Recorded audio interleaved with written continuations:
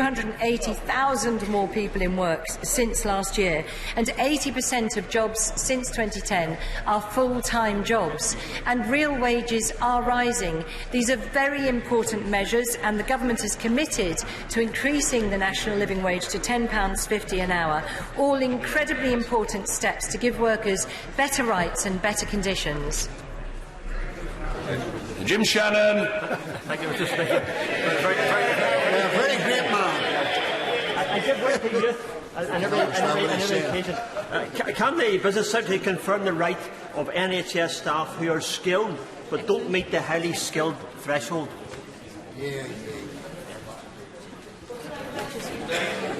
Two of my favourite gyms in the world that you just called, one after the other.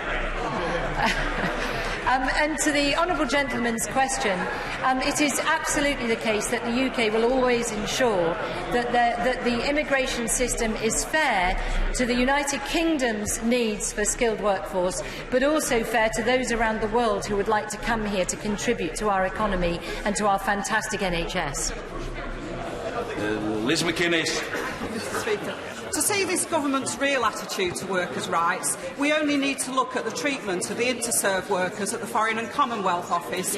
These cooks, cleaners and porters have been engaged in a long-standing dispute over terms, conditions and pay, and over the recognition of their trade union, the PCS. The Secretary of State earlier talked about strong trade unions, yet the Foreign and Commonwealth Office won't recognise the PCS. So if this government really is serious about workers' rights, why have they allowed this dispute to run and run?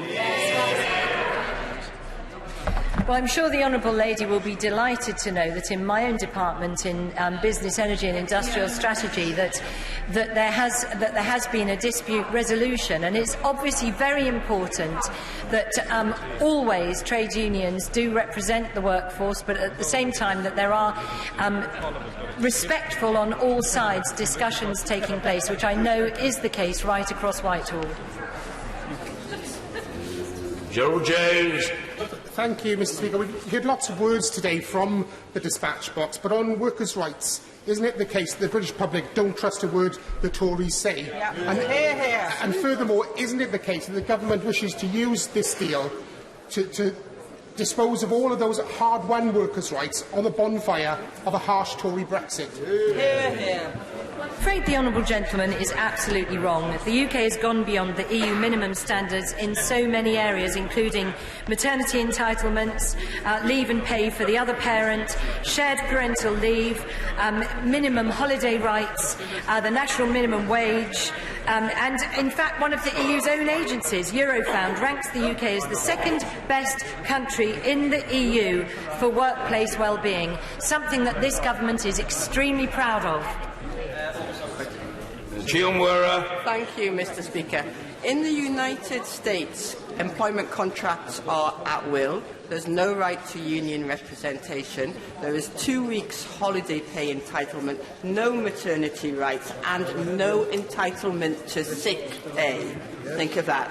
Isn't it the case that the reason that for not making alignment with the European Union legally binding is to align more closely with the United States? Well, the honourable lady will know that what she has just said is absolutely not the case. The EU minimum standard is 20 days paid holiday. The UK is 28. There is no minimum wage in the EU. In the UK, we're moving to £10.50. We are introducing our day one right for all employees for transparency on their employment entitlements. The UK already far exceeds the EU's minimum standards, and there is no way that in a free trade deal the United Kingdom will need to or will agree to give anything away that we do not think is in the interests of UK's workers. And this government is committed to making the UK the best place in the world to work. The European standards are one thing, but actually another aspect of European Union law is that once Member States have established enhancements, they cannot roll back from those enhancements. So why did the government seek the exemptions from compulsory arbitration if it wasn't intending to dilute those very standards that are enhanced to seek a trade deal with the United States? Yes. Good.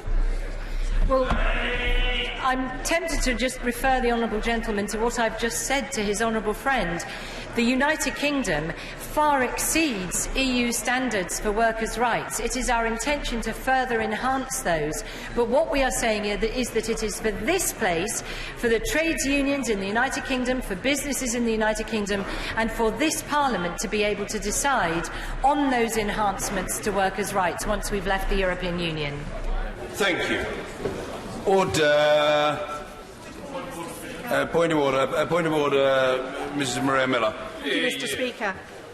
The House of Commons could well agree to an early general election today, with Parliament dissolving on Monday, which is the day scheduled for the election of your successor, Mr. Speaker.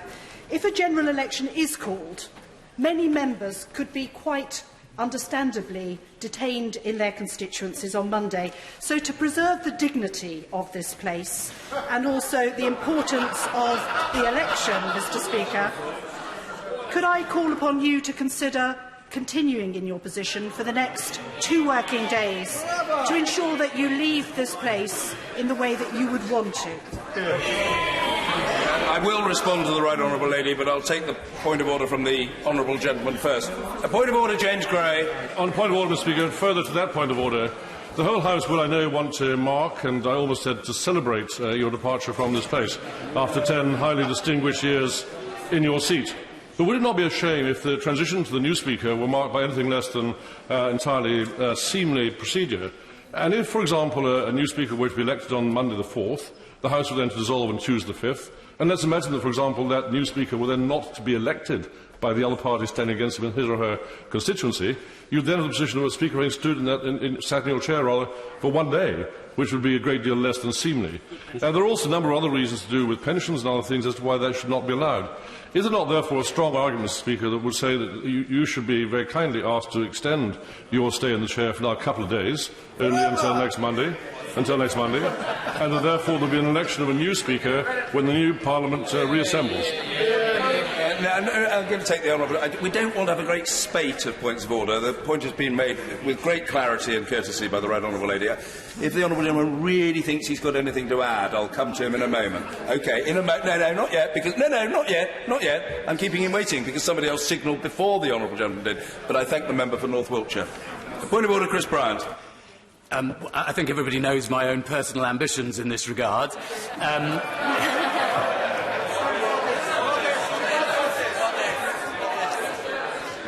But being very serious, it's perfectly possible that Parliament will prorogue on Thursday evening, or it might prorogue on Monday or Tuesday next week. If we were to prorogue on Thursday evening, then there wouldn't be a speakership election next Monday at all. As I understand it, if it's the December the 12th general election, then the 25 days before that means that dissolution would be next Wednesday. So we might still be sitting on Monday and Tuesday. If I'm honest, as a candidate, it just seems odd for the House to be focusing on a speakership election when we should be focusing on the concerns of the nation. So, as a candidate, I would gently say that it would be good to get this resolved as soon as possible. I think it would be daft for us to have a speakership election before the general election. So, of course, point of order, Michael Fabricant. Mr. Speaker, I would like to take a contrary view, and I'll tell you why, if I may. And you and I have discussed this, actually, some months ago.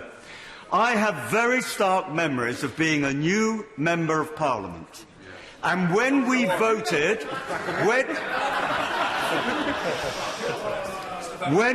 Thank you, Mr. Speaker. When we voted as a new Members of Parliament, we just voted on party lines. We didn't know the individuals involved. And I just believe it's right that Members of Parliament should have the choice of different candidates for Speaker whom we know. And I think there's a possibility of a large churn at the next general election with new Members of Parliament who actually won't have a clue about the individual candidates, will simply vote on party lines, and I don't think that's right for Parliament. Yes, of course. Point of order, Mike Gates. Speaker, and it's further to the previous point of order. I actually agree with the honourable member because when I came in 1992 as a new member, the first thing I did was to vote for a Speaker and without knowing any of the candidates in any detail whatsoever. But surely the best way to resolve this issue is not to have a general election in December.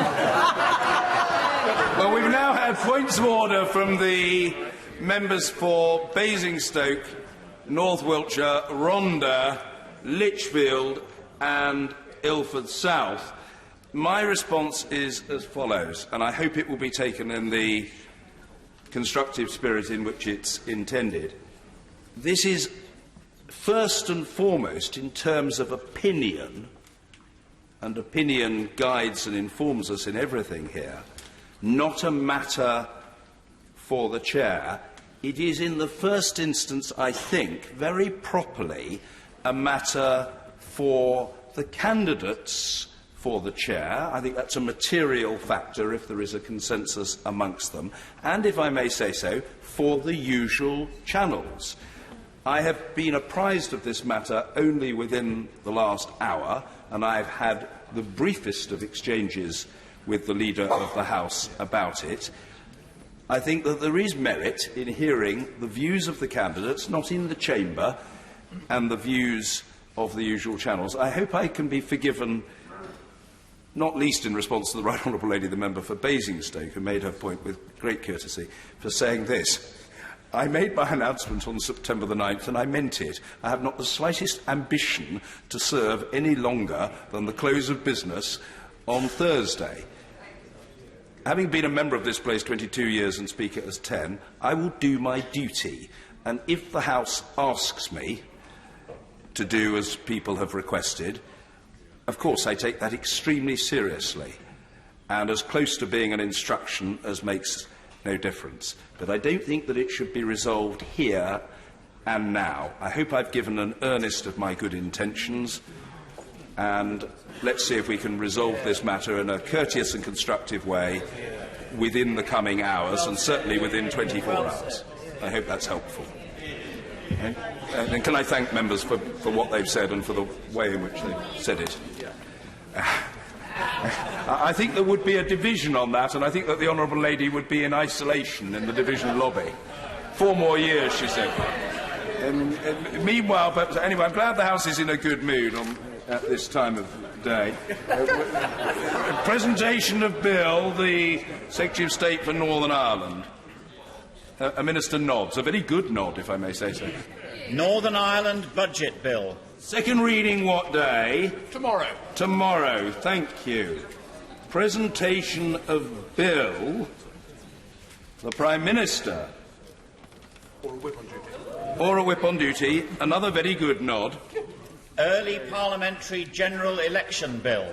Second reading what day? Today. Thank you. Early Parliamentary General Election Bill. Business of the House motion.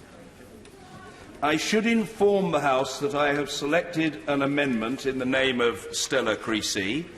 In a moment I will ask the Leader of the House to move the Business of the House motion.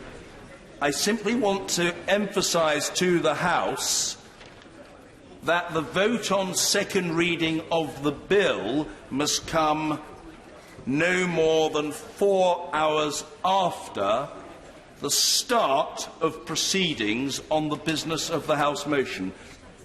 There is an amendment to it, as I've just said, which I have selected, and of course colleagues are free to debate the motion and the amendment. May I gently encourage and exhort the House not to exhaust itself in so doing, because the deadline for the vote on second reading is as I have described, and I can inform the House that several colleagues wish to speak on the substance of the bill. Moreover, gentle hint, the Business of the House motion is potentially subject to a closure motion after a reasonable period of debate. I hope that that is helpful to the House. I beg to move the Business of the House motion. Indeed, the Leader, insofar as he begs at all, is, I believe, begging to move. The Leader of the House, Jacob Rees-Mogg. I do indeed, Mr. Speaker, beg to move the motion standing in the name of my right honourable friend, the Prime Minister. I am sure that honourable members will appreciate that I do not wish to detain the House unduly. I hope that the House will support this business of the House motion in order that we can move on to consider the stages of this bill. This is a straightforward business of the House motion that will facilitate consideration of a short bill in order that the House can agree the date of a general election.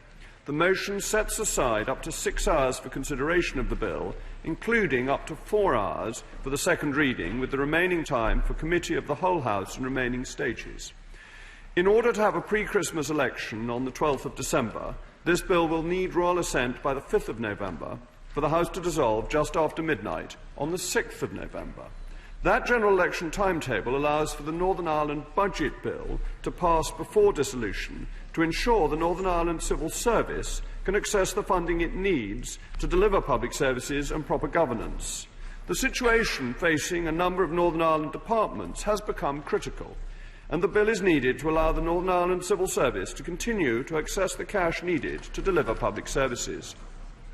In order to ensure that that bill receives royal assent to allow for dissolution on the 6th of November and to allow the 25 working days for the administration of the poll, it needs to proceed quickly. We have therefore proposed in the business motion that all common stages of the bill happen today. The bill that is before the House is only 2 clauses long, so is a very short bill. It is also a simple bill in that it seeks only to set the polling day as the 12th of December. The House should not therefore be disadvantaged by considering all stages of the bill in one day.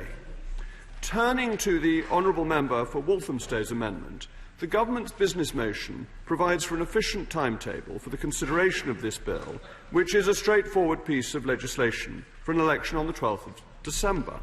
Of course, the Government recognises that the selection of amendments is a matter for the Speaker or the Chairman of Ways and Means. However, it is entirely standard practice for this House for amendments not to be taken from backbench MPs on bills as simple as this one, where an expedited timetable is required. While it may not be a wrecking amendment in itself, there is no doubt that it is a gateway to amendments that could seek to obstruct the bill. The bill is simply designed to give effect to what all four of the biggest parties in this House have now said they support. That is a December general election. Nothing more and nothing less. We will have over 6 weeks. I will, of course, give way to the honourable lady.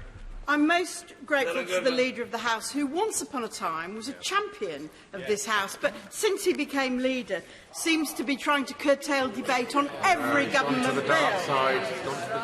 I know he's had a long-running, if polite, dispute with the Speaker, but could he explain to us paragraph 3b and why he felt it was necessary to say the Speaker shall leave the chair whether or not notice of an instruction has been given? The Speaker is never in the chair when we're in committee stage. Why does the Leader of the House feel it's necessary to say that this afternoon? Mr. Speaker, the honourable lady and I served on the Procedure Committee together. And the honourable lady must be aware that that is completely standard whenever the Speaker leaves the chair to go into committee. It has been standard for decades, if not for centuries. There is nothing unusual in that. And if anyone thinks, Mr. Speaker, that in any way it is a dig at you, they simply don't understand the procedures of this House. And I notice the Speaker is indicating that he is in assent with what I'm saying. So I'm frankly surprised the honourable lady, who is a distinguished member of the Procedure Committee, isn't aware of that basic procedure. So it is just a December general election, nothing more and nothing less. There will be 6 weeks to discuss all of the great political questions facing our country before the people are given the chance to give their verdict. But the debate today is not about those great issues. It is simply about setting the 12th of December as the date for a general election. That's not what this provision is about. No, indeed. Is the early parliamentary general election bill business of the House motion as on the order paper? The Shadow Leader of the House, Valerie Vaz. Thank you, Mr. Speaker, and can I thank the Leader of the House for this motion. Mr. Speaker, this House is surprised and alarmed at the state of the government and for moving a motion for a general election in this way. The Leader of the House said yesterday that the bill would be published this morning. it was a great disservice to the House that the bill wasn't available yesterday. It's just one line, and we are now debating a programme motion to introduce a bill in one day. The government yesterday voted for the Fixed-Term Parliament Act because they did not have a majority, as they did not get the magic 434, two-thirds of the majority in the House. So they're introducing another bill. So can I ask the Leader of the House, will the government now repeal the Fixed-Term Parliament Act? Mr. Speaker, this bill will be pushed through in one day and back from the Lords again. He criticised the EU withdrawal agreement 1 and 2, which had very similar, very small few clauses, and now the Leader and the government is doing exactly the same. As you stated, Mr. Speaker, the whole process will take 6 hours, with the second reading vote coming 4 hours after the start of proceedings with one amendment. Mr. Speaker, I think this is another way of crashing out of the EU without a deal, because they haven't met their target of the 31st of October. This programme motion is unacceptable and is deliberately designed to avoid scrutiny on the government.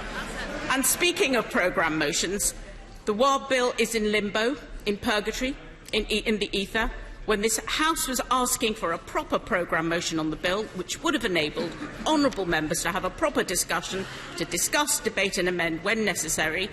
The government did not want to give us that time, did not want to deal with it, leaving the EU in an orderly way for businesses, farmers, working people and the environment. Now, he'll know that the Honourable Member for Cheltenham yesterday said, surely the proportionate and sensible thing to do is to offer the House more time. If it does not vote for it, the government will take their course, but surely they should at least try. And the Leader of the House made it clear yesterday in his response to the Honourable Member for Aylesbury he had no intention of bringing the withdrawal agreement back to the House. Why? Why can we not have a proper debate on the withdrawal agreement bill with a new programme motion where amendments are tested in a vote, and then we can see where the House stands on this issue? I will. Most great Chair, Leader of the Green Way, would you cast a mind back to the second reading debate of the withdrawal agreement bill, when she will recall Labour ran out of speakers some 1 hour before the end of the debate? Why, therefore, does she need more time? Good point. Thank you, Mr. If the honourable gentleman will have listened to what I've said previously, we need more time to amend the bill so that everyone's views could be taken into account. That we didn't have an opportunity to amend the bill or even vote on the bill. We have tried to have discussions, but the government was not listening. Yesterday, in response to the Honourable Member for North Dorset, the Leader of the House said the reason for not bringing forward an allocation of time motion is that the House has made its mind clear. It does not want to deal or engage seriously with the withdrawal agreement bill. How did he know? I think this is highly patronising. We have been begging for extra time so we could have the vote, so it's clear what the House's view is. The reason why the bill needed further discussion, as he knows, is there will be a border down the Irish Sea. That was the reason the previous Prime Minister ruled this out.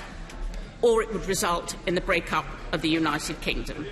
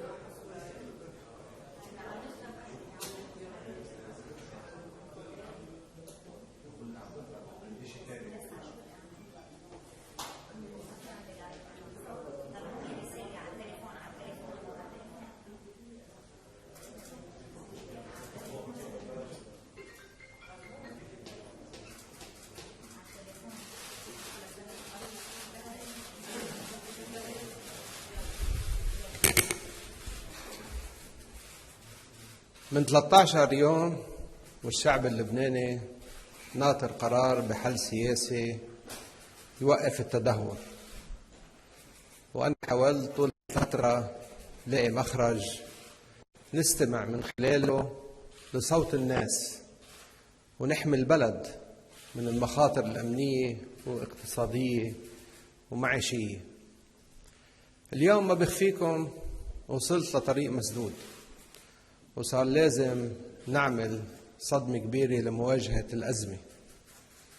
أنا طالع على قصر بعبدة لتقديم استقالة الحكومة لفخامة الرئيس العماد ميشيل عون والشعب اللبناني بكل المناطق، تجاوبا مع إرادة كثير من اللبنانيين يلي نزلوا على الساحات ليطالبوا بالتغيير، والتزاما بضرورة تأمين شبكة أمان تحمي البلد بهاللحظة التاريخية.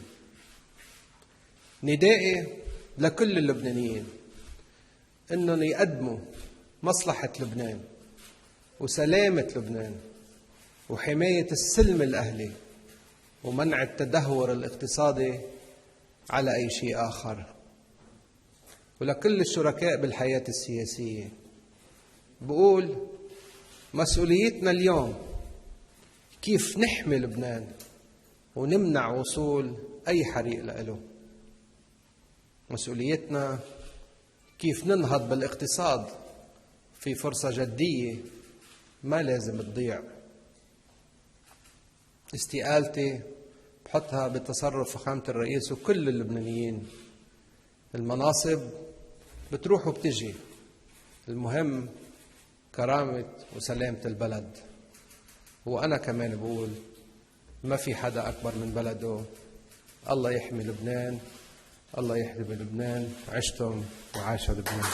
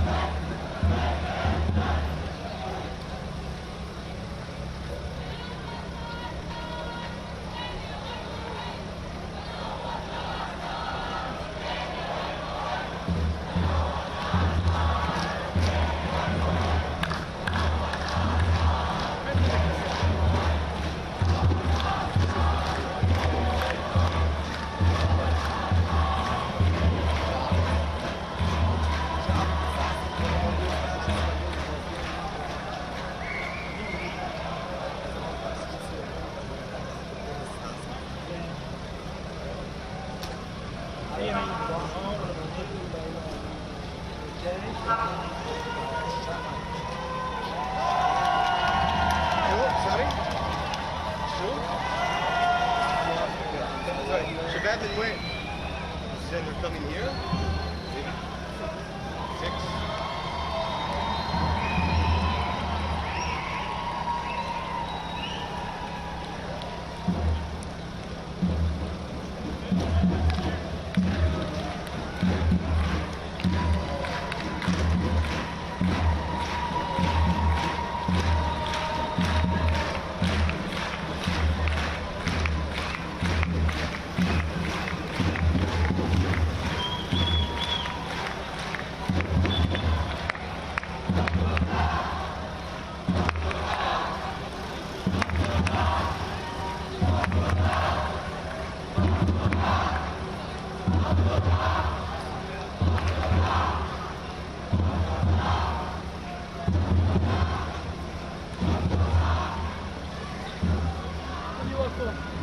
Right now, Vice News. I'm freelance, but no,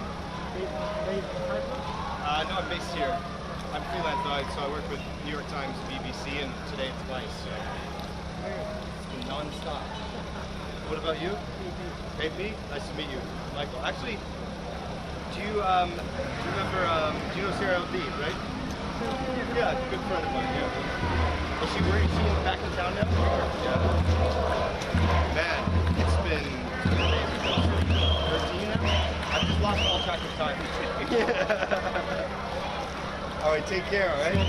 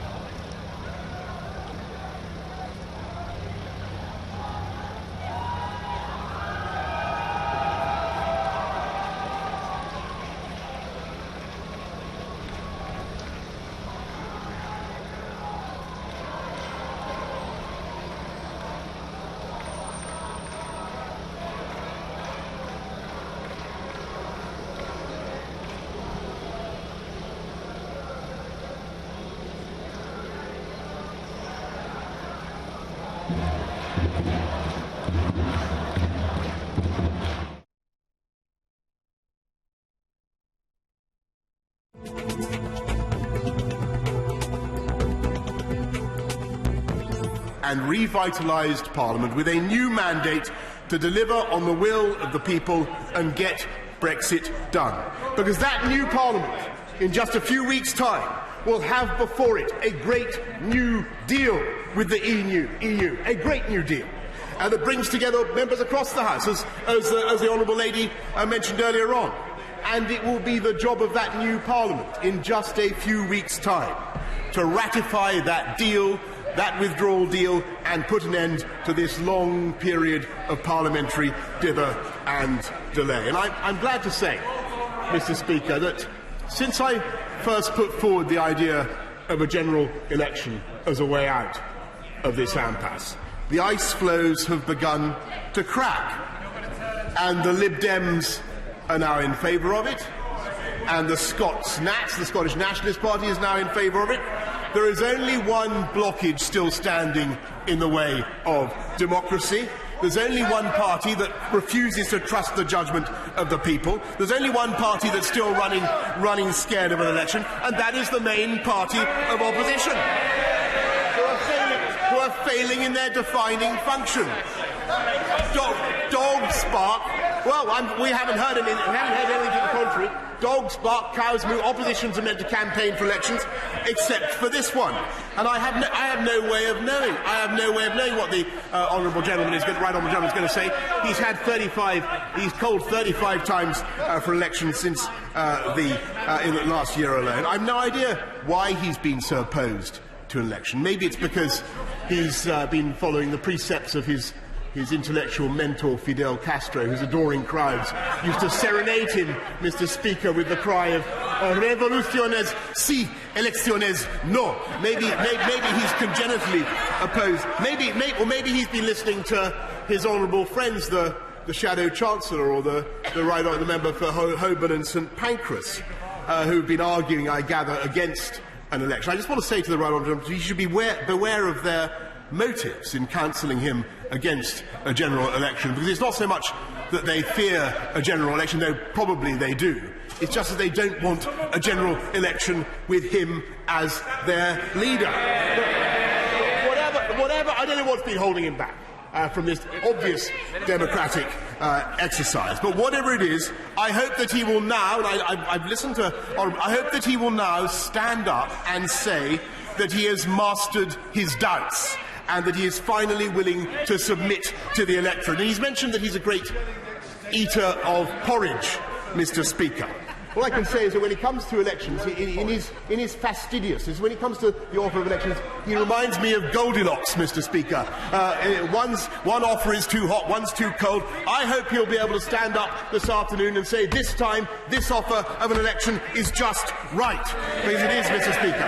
And if he does, and I hope he does, then we will be able to put that choice to the people of this country. And we can go his way, which is for an economic recipe that would mean the destruction of the UK wealth-creating system, over taxation of the kind that's derived from revolutionary Venezuela, combined with the political nightmare, a nightmare agenda of not one but two referendums, one on the EU, that's his policy as far as I understand it, one in Scotland, with all their potential for further rancour and recrimination, Mr. Speaker, or else we can go forward with this government, a government that has secured a great deal that allows us now to leave the EU as one whole United Kingdom. One whole United Kingdom. England, Scotland, Wales and Northern Ireland. One whole United Kingdom. Able together to do free trade deals around the world. Able to set our own path, to make our own laws, to take back control of our borders, our money and our regulations. Able to deliver all the benefits and all the freedoms, Mr. Speaker, of Brexit, from new free ports to more humane treatment of animals, which he would block, from tax breaks for new technology to cutting VAT on sanitary products. It's a deal, Mr. Speaker, that they said was impossible 3 months ago. They said we couldn't change the withdrawal agreement. They said that we'd never get rid of the backstop, and we did. And the deal is that. The deal is that. And it is ready to be approved by a new Parliament. And it will have a government that is yearning with every fibre of its being to be able to get on and deliver our one-nation Conservative agenda. A vision for uniting this country and levelling up with record investments in health, like nothing else in a generation. 20,000 more police officers, more funding for every primary, every secondary school in the country, levelling up across this whole United Kingdom. A government that is able to commit to fantastic public services and infrastructure precisely because we believe in free markets and enterprise. We believe in them. And we believe in free markets and enterprise and in the wealth-creating sector of this economy in a way that causes a shadow of Transylvanian horror to pass over the semi-communist faces of the front bench opposite. And that is the argument. That is the argument that I want to have with the right honourable gentleman, because that, frankly, Mr. Speaker, is the biggest and most important difference between us one nation Conservatives and the Socialist opposite. And there is only one way now. There is only one way now to move this country forward and to have that debate, and that is to get Brexit done. And there is only one way to get Brexit done: in the face of this unrelenting parliamentary obstructionism, this endless, willful, fingers crossed, not me, gov refusal to deliver on the mandate of the people, and that is, Mr. Speaker, to refresh this Parliament and give the people a choice. And I say to the whole House, and to all those who may still be hesitating about whether to vote for this bill, there is only one way to restore the esteem in which our democracy is held, and to recover the respect in which Parliament should be held by the people of this country, and that is finally to offer ourselves to the judgment of the people of this country. And I commend this bill. The question is that the bill be now read a second time. I call the Leader of the Opposition, Jeremy Corbyn. Thank you, Mr. Speaker. Labour backs a general election. Because we want this country to be rid of this reckless and destructive Conservative government. A government that has caused more of our children to be living in poverty, more pensioners to be in poverty, and more people to be in work poverty. More families without a home to call their own, and more people sleeping rough on our streets. A government that has cut and sold off so much of our important public services. No, I won't give way. That government which created the vicious, hostile environment which saw our own citizens deported from this country. It is time for real change. And I've said consistently, when no deal is off the table, we will back an election. Today, after much denial and much bluster by the Prime Minister, that deal is officially off the table.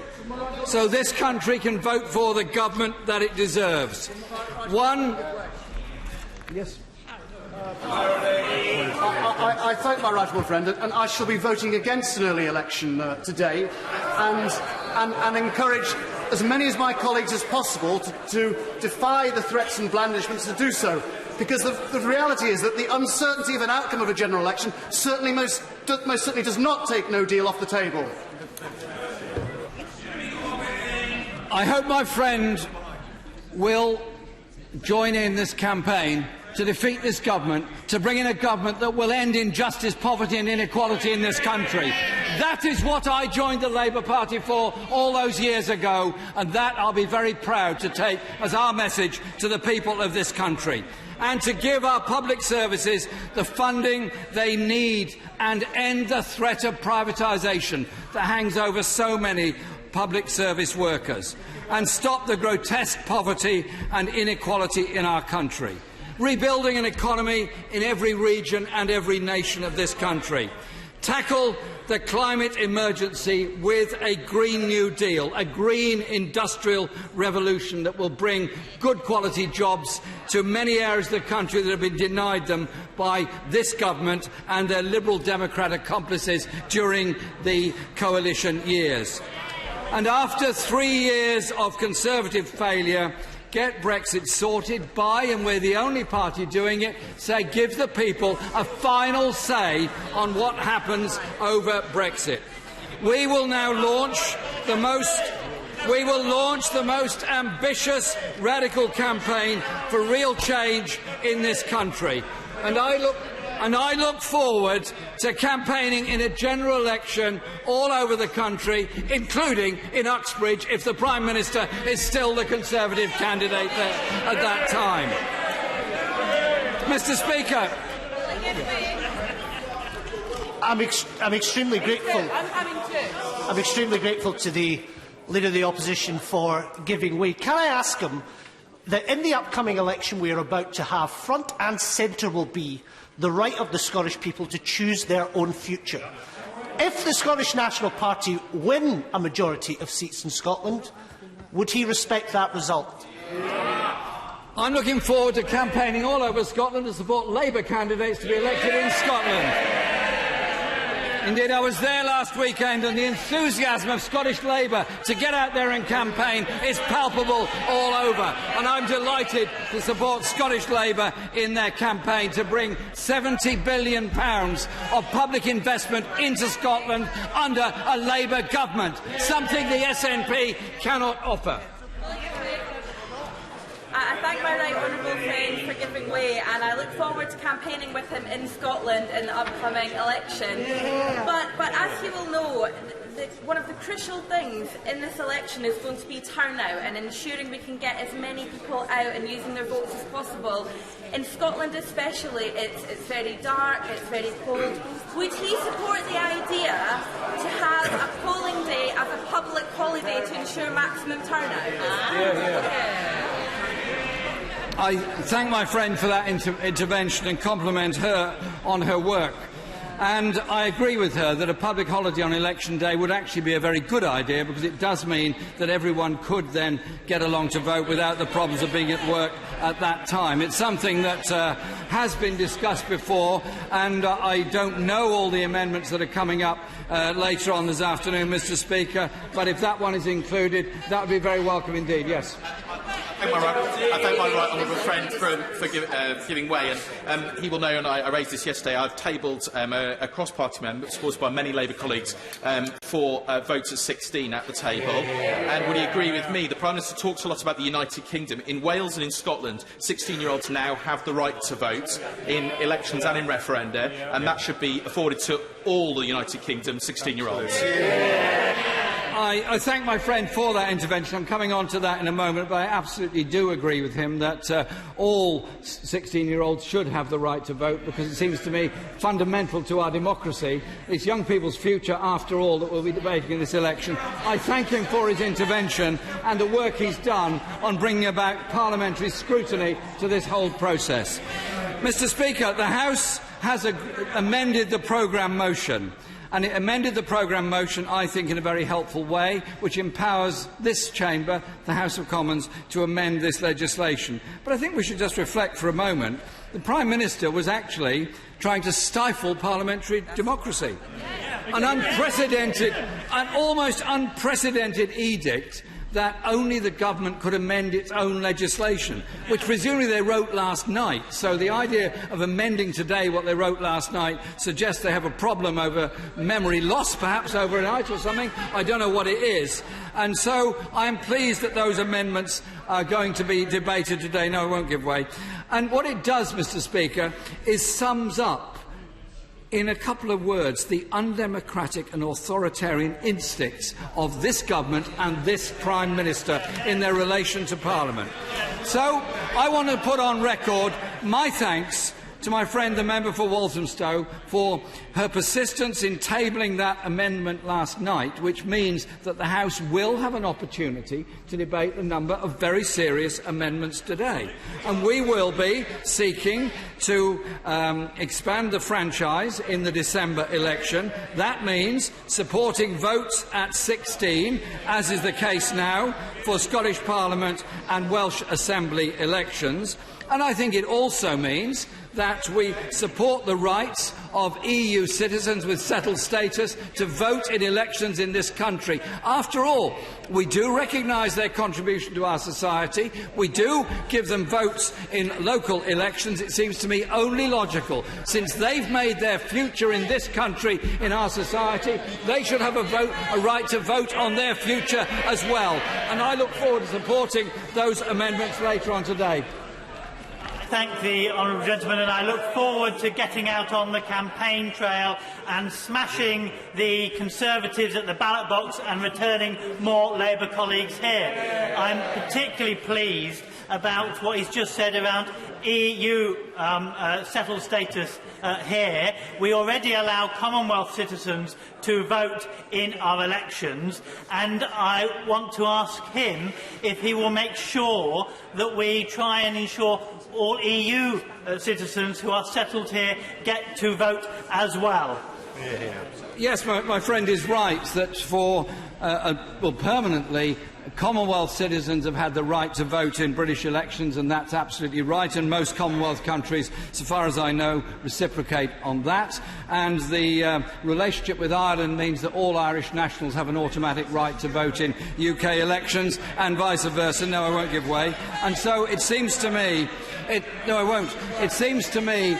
I've already reminded you that I wasn't going to give way, so I say it again, no.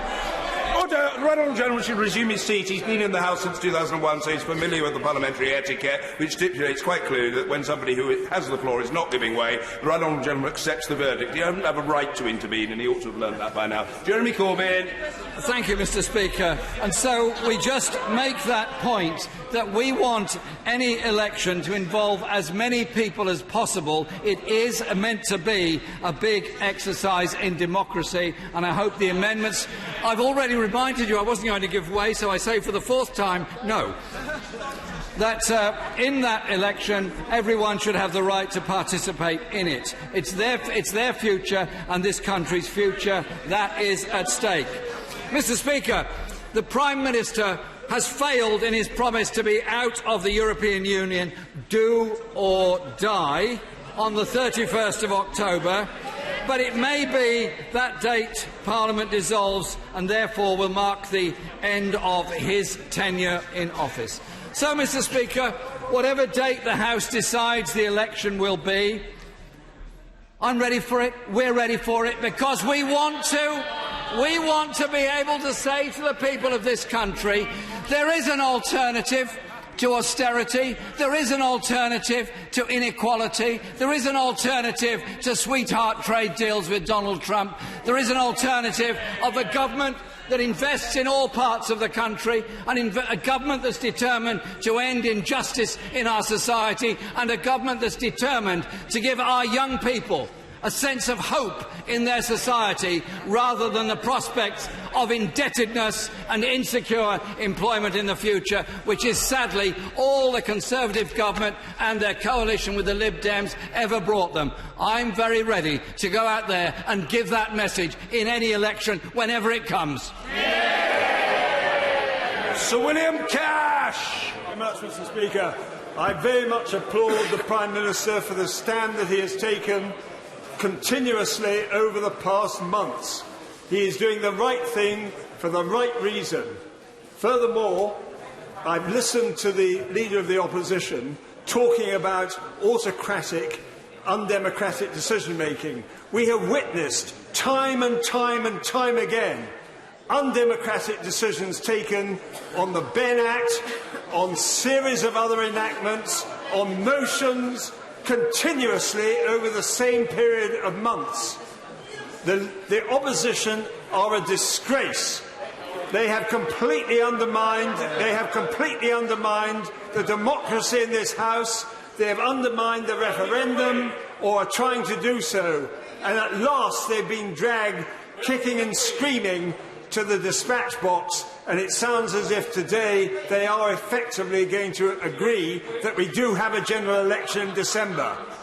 So I have absolutely no compunction whatsoever in condemning the opposition for their shameless behaviour, and also for voting against earlier motions over the last few months to have an early general election. I just want to add one other thing, Mr. Speaker, and it is this. During the passage of the Fixed-Term Parliaments Act back in 2010-2011, I'm glad to be able to say I voted against the second reading of that bill for precisely the reasons that we are now having to overcome. I said at the time, in the second reading and again on various amendments, that the provisions of that bill, which this bill is at last putting straight, that the provisions of that bill are in defiance of the democratic mandate. It is about whips and patronage. It has nothing to do with the people outside. There is damage being done to the people of this country. I went on to say that there is no mandate of any kind for any party or in any manifesto or in any part of the political system. And I also said, with regard to the simple majority of one, that this has been the case from time to time immemorial, from the very inception of our parliamentary process, in what is sometimes described as a mother of parliaments. That is now being changed in a manner which will seriously alter the method whereby a government may fall. What matters, I said, is the constitutional principle which underpins the basis of having a simple majority in this House. This two-thirds majority has always been wrong. I will not give way to either of the gentlemen from the other side of the House for a very simple reason. They have consistently tried to obstruct Brexit on the most specious and completely unacceptable reasons. Has the honourable gentleman completed his oration? He has. Yeah, it's a rather unseemly act. But Mr. Lyndon, you're a very overexcitable fellow today. Calm yourself. Mr. Newlands next to you is clearly moderately embarrassed. He's going to try to encourage you to tread a path of virtue, and we should say 3 cheers to that. But meanwhile, you can smile, Mr. Lyndon, because I'm about to call your leader, Mr. Ian Blackford. Thank you, Mr. Speaker, and it's a pleasure to follow the honourable member for Stone, and I have to say I think he's just written the SNP leaflets in the election campaign for us. You know, the honourable member says that the SNP has tried to obstruct Brexit. Well, Mr. Speaker, guilty as charged. Because, let me explain to the House exactly why. We're used to referendums in Scotland. We've had 2, one in 2014 and one in 2016. But crucially, Mr. Speaker, we were told in 2014 that Scotland stayed in the United Kingdom, that would be staying in Europe. But more than that, we were told that this was going to be a union of equals, that Scotland was going to be respected. And, Mr. Speaker, what has happened? Scotland in the European referendum voted by 62% to remain in Europe. Our Parliament, our government, has sought to give voice to that. We've published document after document, Scotland's place in Europe, where we've sought to compromise with the United Kingdom government. And in every step of the way, whether it was the previous Prime Minister or this one, we've been ignored. And I've repeatedly made the point, and I make no apology for making it here again today. We on these benches are simply not prepared to sit back and allow Scotland to be taken out of the European Union against its will. So on that basis, Mr. Speaker, I welcome the opportunity of an election. Because make no mistake, the election that's coming is going to be the right of Scotland to determine its own future. And we will reflect on everything which has happened since 2017, when 13 Scottish Conservatives were temporarily elected to this House. Because every step of the way, they've voted against Scotland's interests. They have given no consideration to the fact that every single local authority area in Scotland voted to remain. And, Mr. Speaker, just think about what Brexit would do to us. Just think about the challenge that we face of growing our population, a challenge that we have had for decades. But on the basis of free movement of people, one that we've risen to over the last few decades, our economy is growing. European citizens have made a contribution to our economy. We have collectively benefited from the right to live, work and travel in 28 EU member states. We've voted to retain those rights, and yet the Conservatives want to take us out. So, Mr. Speaker, I really look forward to that election, and we can reinforce the mandate that we already have from the election in Scotland in 2016, when yet again the people in Scotland voted the SNP into power. Mr. Speaker, we have a mandate for an independence referendum, and it ill beholds this House to frustrate the legitimate demands of our Parliament, of our government. And when we get back, it has to be the case that if the people in Scotland back the SNP again, that we have the right to determine our future. I'm grateful that the European Union have granted us an extension till the end of January, and we must use that time wisely. But I say to our friends in Europe, please remember to stand by Scotland in our hour of need.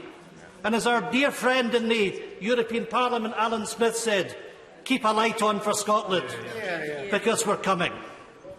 And, Mr. Speaker, that is because we are ambitious for our country. We want to grow our economy. We want to continue to benefit from the single market and the customs union, to make Scotland a destination in Europe. And indeed, Mr. Speaker, to complete that journey that Scotland embarked on with devolution 20 years ago, a Parliament that has delivered for the people of Scotland, a Parliament that is pushing on with addressing the climate change challenge that we face, a Parliament that is doing its job, that has delivered education free at the point of need, not delivering education based on our ability to pay. I could go on about the differences in the way that our government has delivered for our people and the growing self-confidence that we see in that country. Mr. Speaker, I thank my right honourable friend for giving way. As he spells out, it's going to be quite straightforward for the SNP to be able to write its manifesto for the election upcoming. But the Prime Minister has failed in his promise of do or die, and the Scottish Conservatives have been acting against the interests of the people of Scotland and against the wishes in their referendum in 2016. So I wonder how easy it will be for them to be trusted in this election. Isn't it true, my right honourable friend, that in this election we cannot give the Scottish Conservatives or this Prime Minister any chance at all? Absolutely, and that allows me to ask the question, where is the Prime Minister? Because he seems to have beetled and scuttled out of the chamber. One wonders if he's away to dig a ditch. You know, Mr. Speaker, one of the things that I can be proud of, that in our referendum in Scotland in 2014, that we gave the right to 16 and 17-year-olds to vote in that referendum. Why? Because it was about their future. It was a principled decision that those that are following us, that are going to be living and working in our country, have a right to have a say in its future. And, Mr. Speaker, the SNP call on members to reduce the voting age for all elections to 16 and to also extend the franchise to citizens of the European Union. You know, we've heard in the debate today about the fact that citizens from the Commonwealth are given the right to vote in our election. Why? Why, Mr. Speaker? Is it the case that European nationals, that are our friends, that work with us, that are part of our community, whose rights are affected by what the Conservatives want to do not have that right to vote in our elections? That is an absolute disgrace. Those that pay taxes in our country should have rights of representation. I will give way one time. I thank the right honourable gentleman for giving way. Can the right honourable gentleman tell me, are there any other European countries which offer the right for European citizens not from their country to vote in their national elections? Scotland. Well, if the honourable lady was listening, I just explained it's something we do in Scotland. But you know, the problem, Mr. Speaker, for the Tories is they can never make a judgment on what is the right thing to do. And we're talking about EU citizens that are losing their rights. But let me just remind the House what the Prime Minister said way back in July, when he was responding to my honourable friend, the member for Glenrothes. And he was asking about the right to vote for EU nationals. And let me tell you what the Prime Minister said. Those guarantees, as the honourable gentleman knows, we are giving unilaterally in a supererogatory way. Well, there we are. The words of the Prime Minister doing exactly what we are calling for. And yet we find that the Conservatives are blind to these calls. So therefore I expect the government today to look positively on any amendments that come forward for EU nationals. There is nothing for the government to fear by extending the franchise. And of course, Mr. Speaker, there's one very important and salient point, and that is that EU nationals are already on the voters' register because they're allowed to vote in local elections.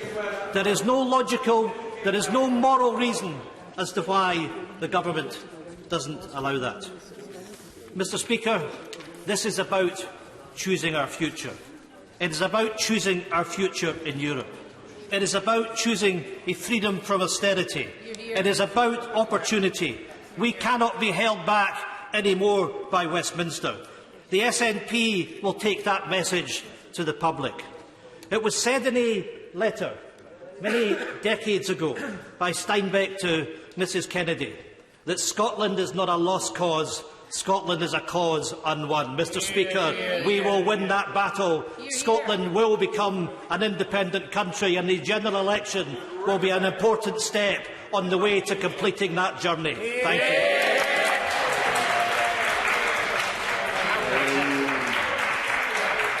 Very well. I was going to call the leader of the fourth party, but very well. Vicky Ford.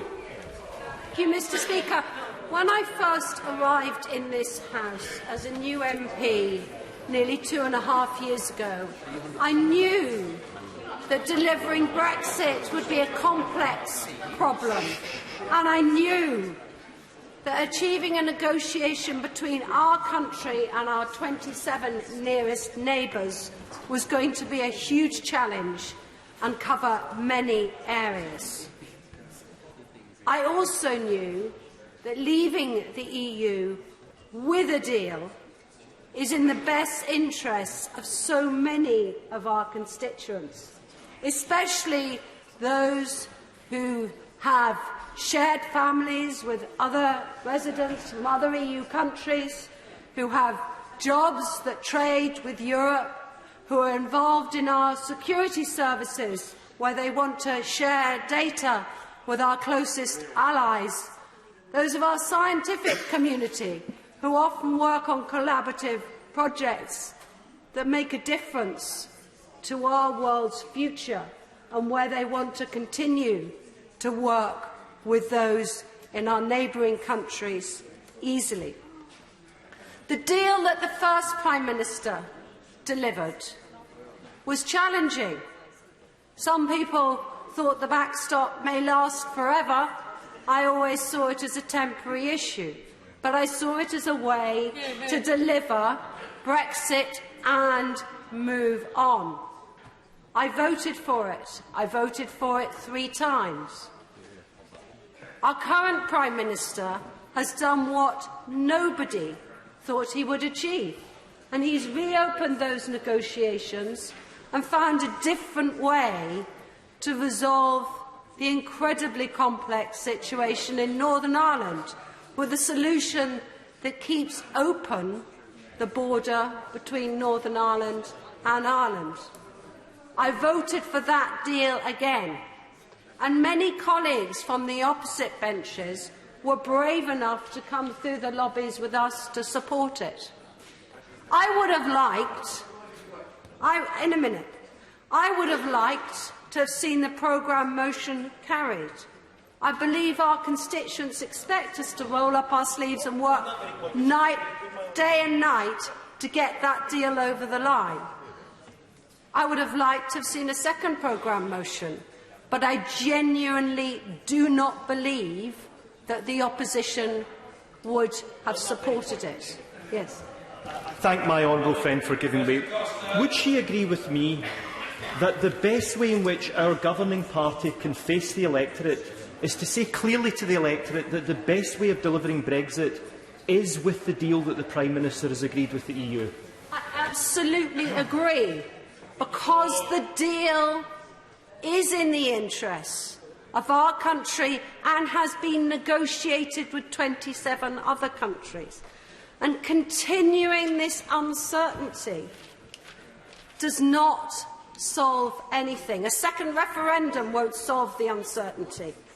The Labour policy to try and renegotiate and then have another referendum and then another one does not solve the problem. Yes. I'm very grateful to her for giving way, but she just made the case that a second referendum won't solve the Brexit impasse. It won't. And I just would like her to elaborate on that, because surely a question about whether this bill that the Prime Minister is proposing, unamended, that he has now pulled, so this House can't take it forward, surely a referendum on whether that proceeds or not actually does give a very definitive outcome, and perhaps if the House had allowed the British public a vote on the previous Prime Minister's deal, we could have had a definitive outcome many, many months ago. The Prime Minister's Brexit deal was pulled the moment the programme motion was rejected. Sadly, I believe it's been...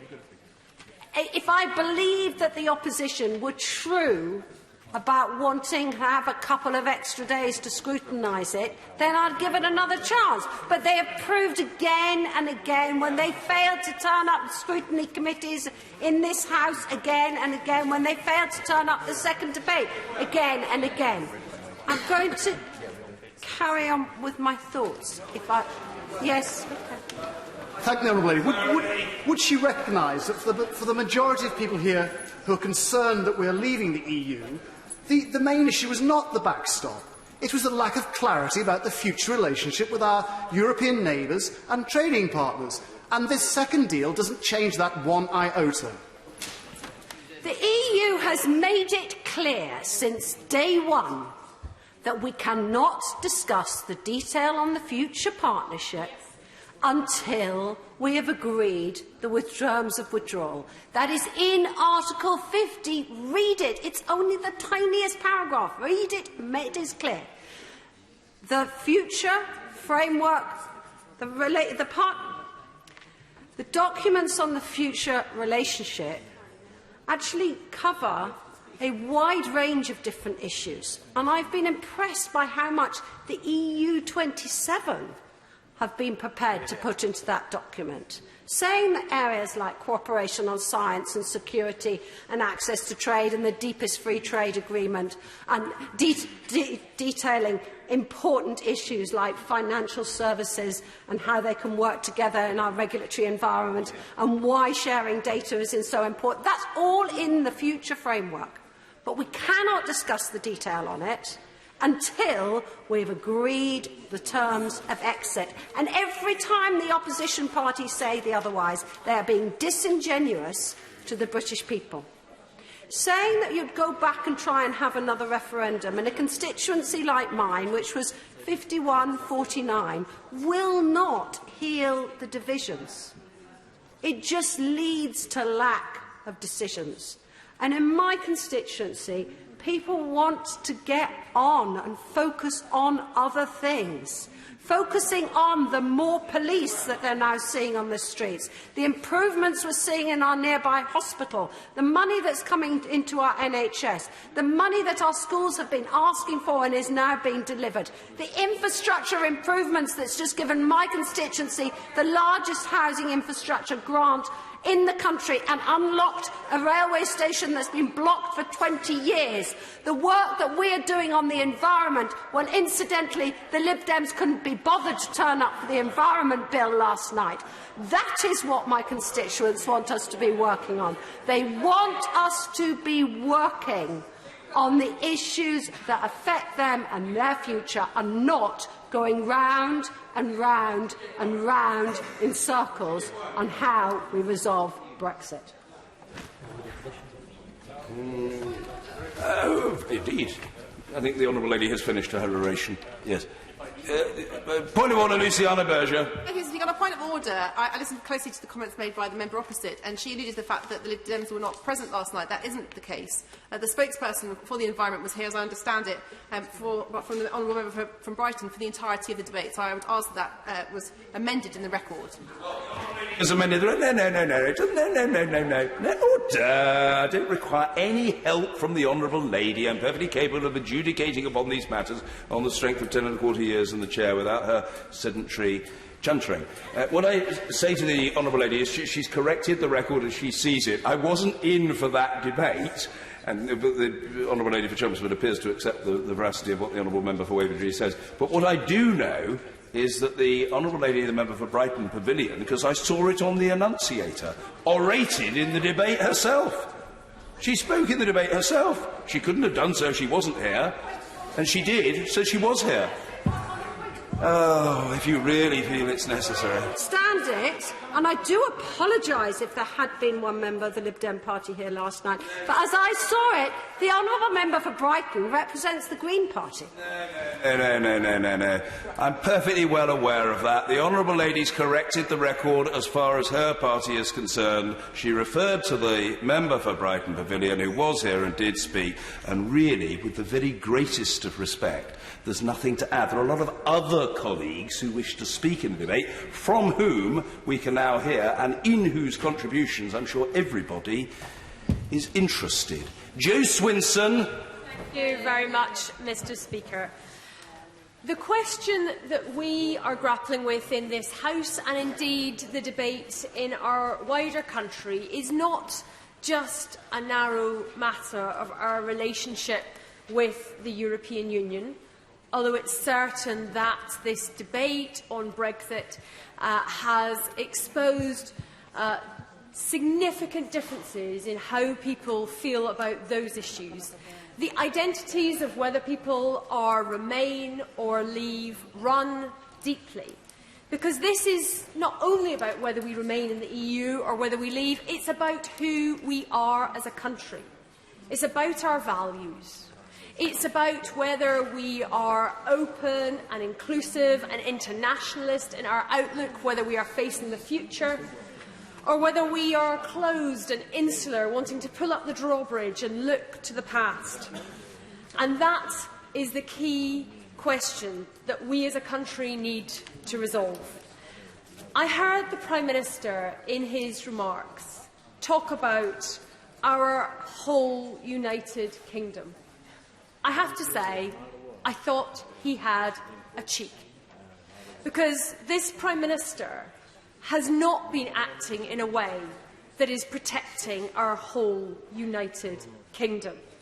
He has sold out the people of Northern Ireland with the deal that he has done with the EU, with his latest withdrawal agreement. And this is a man who said that he thought no Conservative Prime Minister should ever accept a border in the Irish Sea.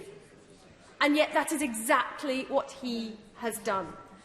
And, Mr Speaker, I and my colleagues on these Liberal Democrat benches think that our United Kingdom is something precious. It is something that is worth protecting. That as Scotland, England, Wales and Northern Ireland together, we are stronger and we stand better together. I will give way. On the United Kingdom, if there was a vote across the whole country, one person, one vote, on Prime Minister Johnson's deal, my view is the great majority of people would vote Remain.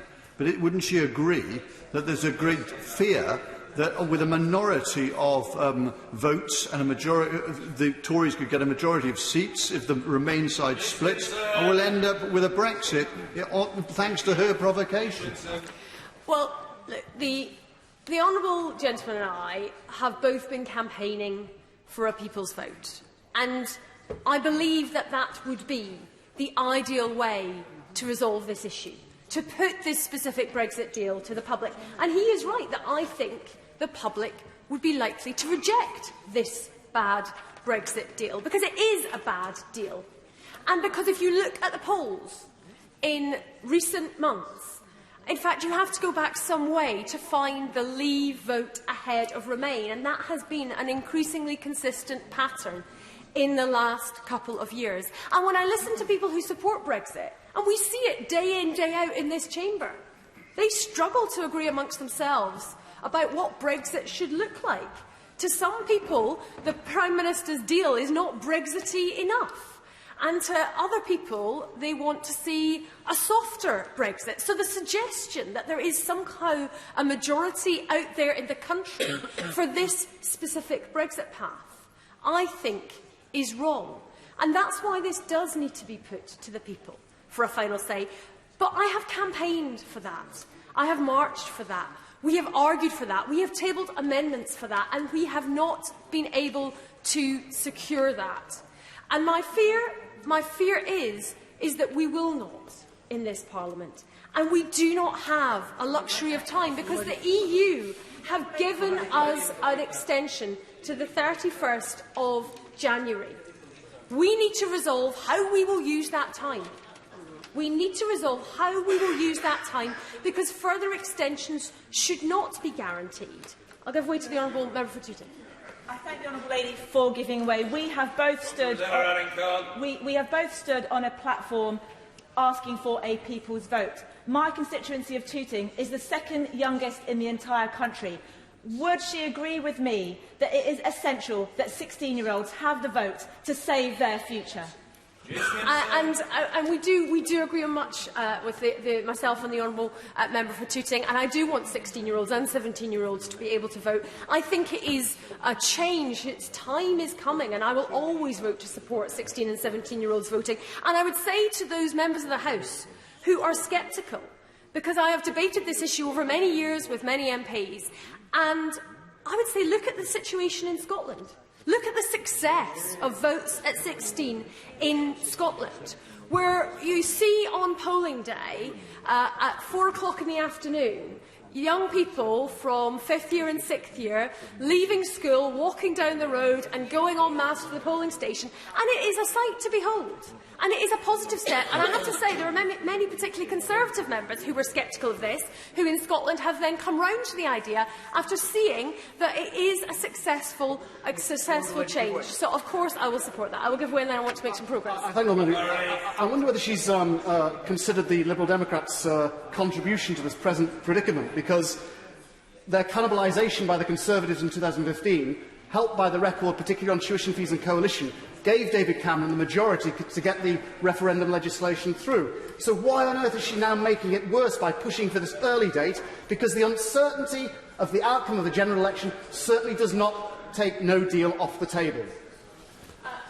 I would say to the honourable gentleman that while we were in coalition, there was not a referendum on our membership of the European Union. And in fact, we passed a law that said that should only happen when there was a significant treaty change. It was the loss of Liberal Democrats from the government that meant that that was able to be pushed through this House of Commons. But Liberal Democrats... I will give way to the honourable lady member for St Albans. The honourable lady says that there wasn't a referendum in 2010 as a result of the Liberal Democrats. In 2008, the honourable lady, and I was here in 2008, the honourable lady in this chamber said, "Mr Speaker, we are being gagged. Only the Liberal Democrats will offer an in-out referendum." So the Liberal Democrats were actively campaigning. They were saying that the Conservatives were only offering one on the Lisbon Treaty, and they were giving the public a say. So whatever might have happened in 2010, she's been a long campaigner for an in-out referendum for the country. Yep. Which we then voted to pass an Act of Parliament to say that that should happen at the point of significant treaty change, which we have not seen. And I thank the honourable lady for her intervention. She has a beautiful constituency, which I am already very familiar with, and I expect to be there more in the coming weeks. Mr Speaker, the Prime Minister, as I was saying, has not supported the United Kingdom. He has agreed to a border down the Irish Sea, and bluntly I think this is because he does not care sufficiently enough. This is all about him. It's not about even what he thinks is right for the country. Now, there are different views on the European Union across this House. If I think about the Right Honourable Member for Stone, who was in his place earlier, he has had a very consistent view on membership of the European Union. I have taken a different view. But most people in this House know where they stand on our membership of the EU. They don't have to write 2 different newspaper articles to decide which way to come down on that matter and to make that decision on the basis of what is more likely to get them elected as leader of their party. And the fact that the Prime Minister was prepared to make that call in his own interest rather than in the national interest proves he is not fit to be Prime Minister. This is a man who has been prepared to say anything and sell out anyone in order to become Prime Minister. No wonder people don't trust him. He said he would get a great deal. What has he brought forward? It's an atrocious deal. It's bad for our NHS. We have already lost 5,000 nurses from the European Union, 27 countries. It's a bad deal for our security. It's a bad deal for our economy. So bad that the government hasn't even published an economic impact assessment. So much for a party that like to say they were one of economic competence. Now they've even given up doing the analysis because they know the results would be so bad. And it's a bad deal for workers' rights and environmental protections that have been removed from the treaty and put into the declaration that is not worth the paper it's written on. The Prime Minister also said that we would leave on the 31st of October. That's Thursday, Halloween. And we are not leaving on the 31st of October. I, for one, will be celebrating that that fact is the case, that we are still members of the EU. So will the 3 million citizens in our country from other EU countries, and so will millions and millions more. It shows that the Prime Minister says one thing and isn't bothered about whether he delivers it. I give way to the honourable gentleman. Question of trust. Isn't it the case that she has said her party's policy is to have a second referendum, but if that referendum comes up with the wrong result, she will ignore it? And if that doesn't happen, and her party would get into majority government, then she would just dispense with Article 50 and ignore 17.4 million people. Why should anybody trust what she says, and why should anybody believe that she places any truck in being called a Liberal Democrat anymore? I really have to scotch this suggestion. I'm not going to change my basic belief. And to be honest, I don't think there's many in this House who would. I think had we voted to remain in 2016, I wouldn't expect that the Right Honourable Member for Stone would suddenly think that being a member of the European Union was a good idea. And so, of course, I'm always going to think it's a good idea to be a member of the European Union. But what would be the case? I've not finished answering his colleague. What would be the case if we had a people's vote on the deal? If there was to be a vote in favour, I would at least have confidence that there was a majority view in the country in favour of leaving under those specific circumstances. And right now, I have no confidence of that whatsoever. And he mentions the policy of the Liberal Democrats to go into a general election and say to people, we are a party of Remain. We believe that our best future is in the European Union, and if you vote Liberal Democrat, we will do everything we can to stop Brexit, and if you elect a majority Liberal Democrat government, we will revoke Article 50, and that if we then are in that situation, as Prime Minister, on day one, I will revoke Article 50. That's setting out what you plan to do, and then if you're elected and win the election, doing it. That is exactly the essence of democracy. I've answered his point. I'm going to make some progress and let other people contribute to this debate. We, as a country, face huge challenges. We have a mental health crisis, particularly amongst young people, that needs to be tackled. We have schools that urgently need investment to make them world-class centres of learning. We need to take bold action to tackle the climate emergency because the scientists tell us that time is running out. And we have huge opportunities. We have huge reason to be hopeful. We have people who have huge innovation, ingenuity, our universities, our businesses, the spirit of entrepreneurialism in our country. We are in the middle of a technological revolution that can help provide answers to the climate emergency, to the shared problems that we face, to improve our health and well-being for the future. And we have, when I speak to young people, whether it's in schools in my constituency or the climate strikers or the people on the marches about remaining in the EU, those young people have an energy and enthusiasm that should be an inspiration to us all. And as members of the European Union, working with our closest neighbours, as a united kingdom, family of nations, strong together, working within the EU, we can reshape our economy and harness the technological revolution and build a brighter future. And that's the message the Liberal Democrats will be taking to the country in this general election. Bob Seeley.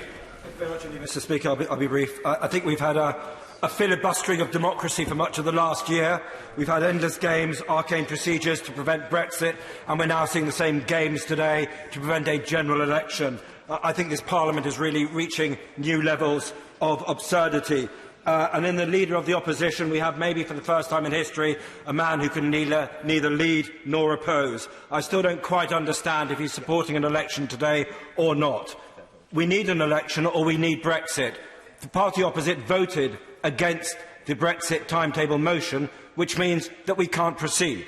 So, therefore, we have to go for Plan B, which is an election. Please do. Can I just say to the honourable member, it's just wrong.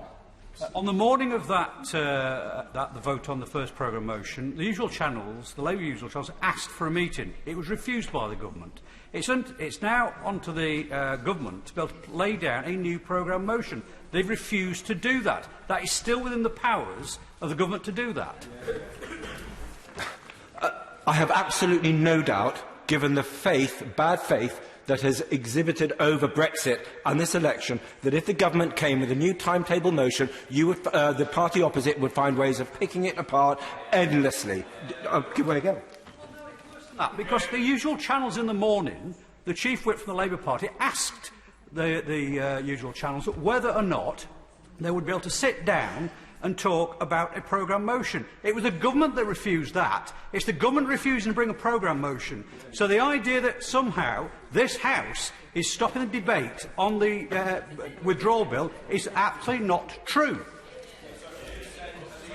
Well, gentleman, saying that the party opposite didn't oppose the programme motion because he opposed the party opposite opposed the programme motion. However, if I may just, I wouldn't mind making a bit of progress, but on the grounds of consensus, why doesn't the honourable gentleman's front bench come and say that, come and ask to renegotiate a programme motion now? I've given away twice, may I continue? To say to him, the reason why we oppose the programme motion is because a major piece of constitutional act was being put in place, which was going to be discussed in 48 hours. The Animal Circus Bill got more than that on the floor of the House. If they'd come back and said, right, we'll negotiate on a programme motion, the usual channels on the Labour side were actually offering that. It's up to the government to do that. There's always been said by the Leader of the Opposition that he'll be able to sit down about a programme. It's the government's refused to do it, not the opposition. I'm not sure I buy that. I'm sorry, I simply don't. I simply don't, because every time we try to bring forward I'd like to just answer and move on, if I may. Every time we come and bring something towards this House, the House tries to turn it into the political equivalent of a push-me-pill-you. We tried to put a timetable motion through, you voted against it. Now you want a timetable motion. We voted you were offered 3 times, and I'm not giving way, because I want to answer the point made by the honourable gentleman, because it's really important, and I'd like to continue and make the point. We had 3 times. We had a withdrawal agreement this summer. 3 times it was voted against. Now we're told you want that withdrawal agreement again. Whatever the right honourable gentleman votes against, the week later they say, oh, why didn't we have that back again? If the government is so proud of the withdrawal agreement that's actually drawn up, why is it refusing to actually let this House discuss it? Because if it came forward with a programme motion, it could actually move it on today. So if there's anyone stopping Brexit, it's actually the government. I don't buy that for 1 second. We had 3 withdrawal deal votes this summer. No, I'm going to make some progress and answer the point. Okay. I don't want an extended debate on this, but there's another very good reason that the honourable member, despite his certainty, is absolutely wrong on this. The reason the government has got no control of the timetable is because it's lost its majority. By expelling members of the Conservative Party with long and proud service, by losing people to defections, and by losing the DUP. The reason, therefore, is that it has been bad and recklessly led. Again, I do not buy that, because actually I think it is being very well led, and I'll explain why to the honourable gentleman, although I'm grateful for his intervention.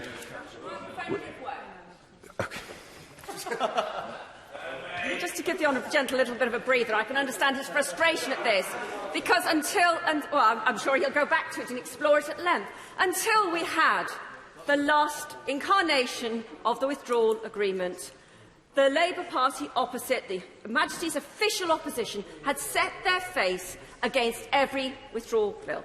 Only 5 members of Parliament. And eventually, the Prime Minister... I'm busy having an intervention on my honourable friend. Eventually, there was a consensus on the withdrawal agreement. So the next point of attack became how long we could discuss it. It's quite obvious to the country that there is a process that's coming to a conclusion, and the conclusion should be that the withdrawal agreement should be passed to give business and people certainty. And arguing about it won't get us anywhere. Honourable friend, for her intervention, and it is absolutely spot on. To answer the gentleman opposite, actually, I think this Prime Minister is acting in great good faith. I personally have found him entirely reasonable in my dealings with him the last couple of years. He was very supportive of a project that I helped write earlier this year. He didn't have to be. And actually, on this, on this, I tell you what I think he is trying. I tell the honourable gentleman what I think he is trying to do. He is trying to keep a promise which was made to the British people. In the Labour Party's manifesto, that the Labour Party, honourable members opposite, stood on, there was a promise to respect the referendum. No, please, don't. Please let me continue. I haven't learned to say no yet. I need to do so. Yet. On the manifesto commitment, on the party opposite, on, I think it was page 24, collectively, the Labour Party, the members opposite, promised to respect the referendum result.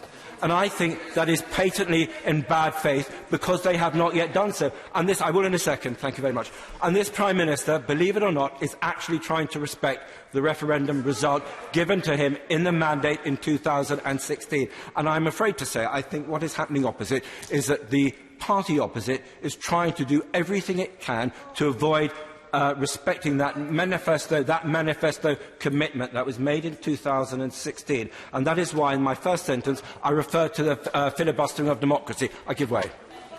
I do have a respect for the honourable member. However, the Labour Party did not stand on a manifesto to sell the British public down the river. And would the honourable member accept that perhaps the reason we didn't vote for the withdrawal agreement bill 3 times is because it was an utter load of rubbish? Well, just on point of principle, I thank the honourable friend I had for her intervention. I should say honourable member.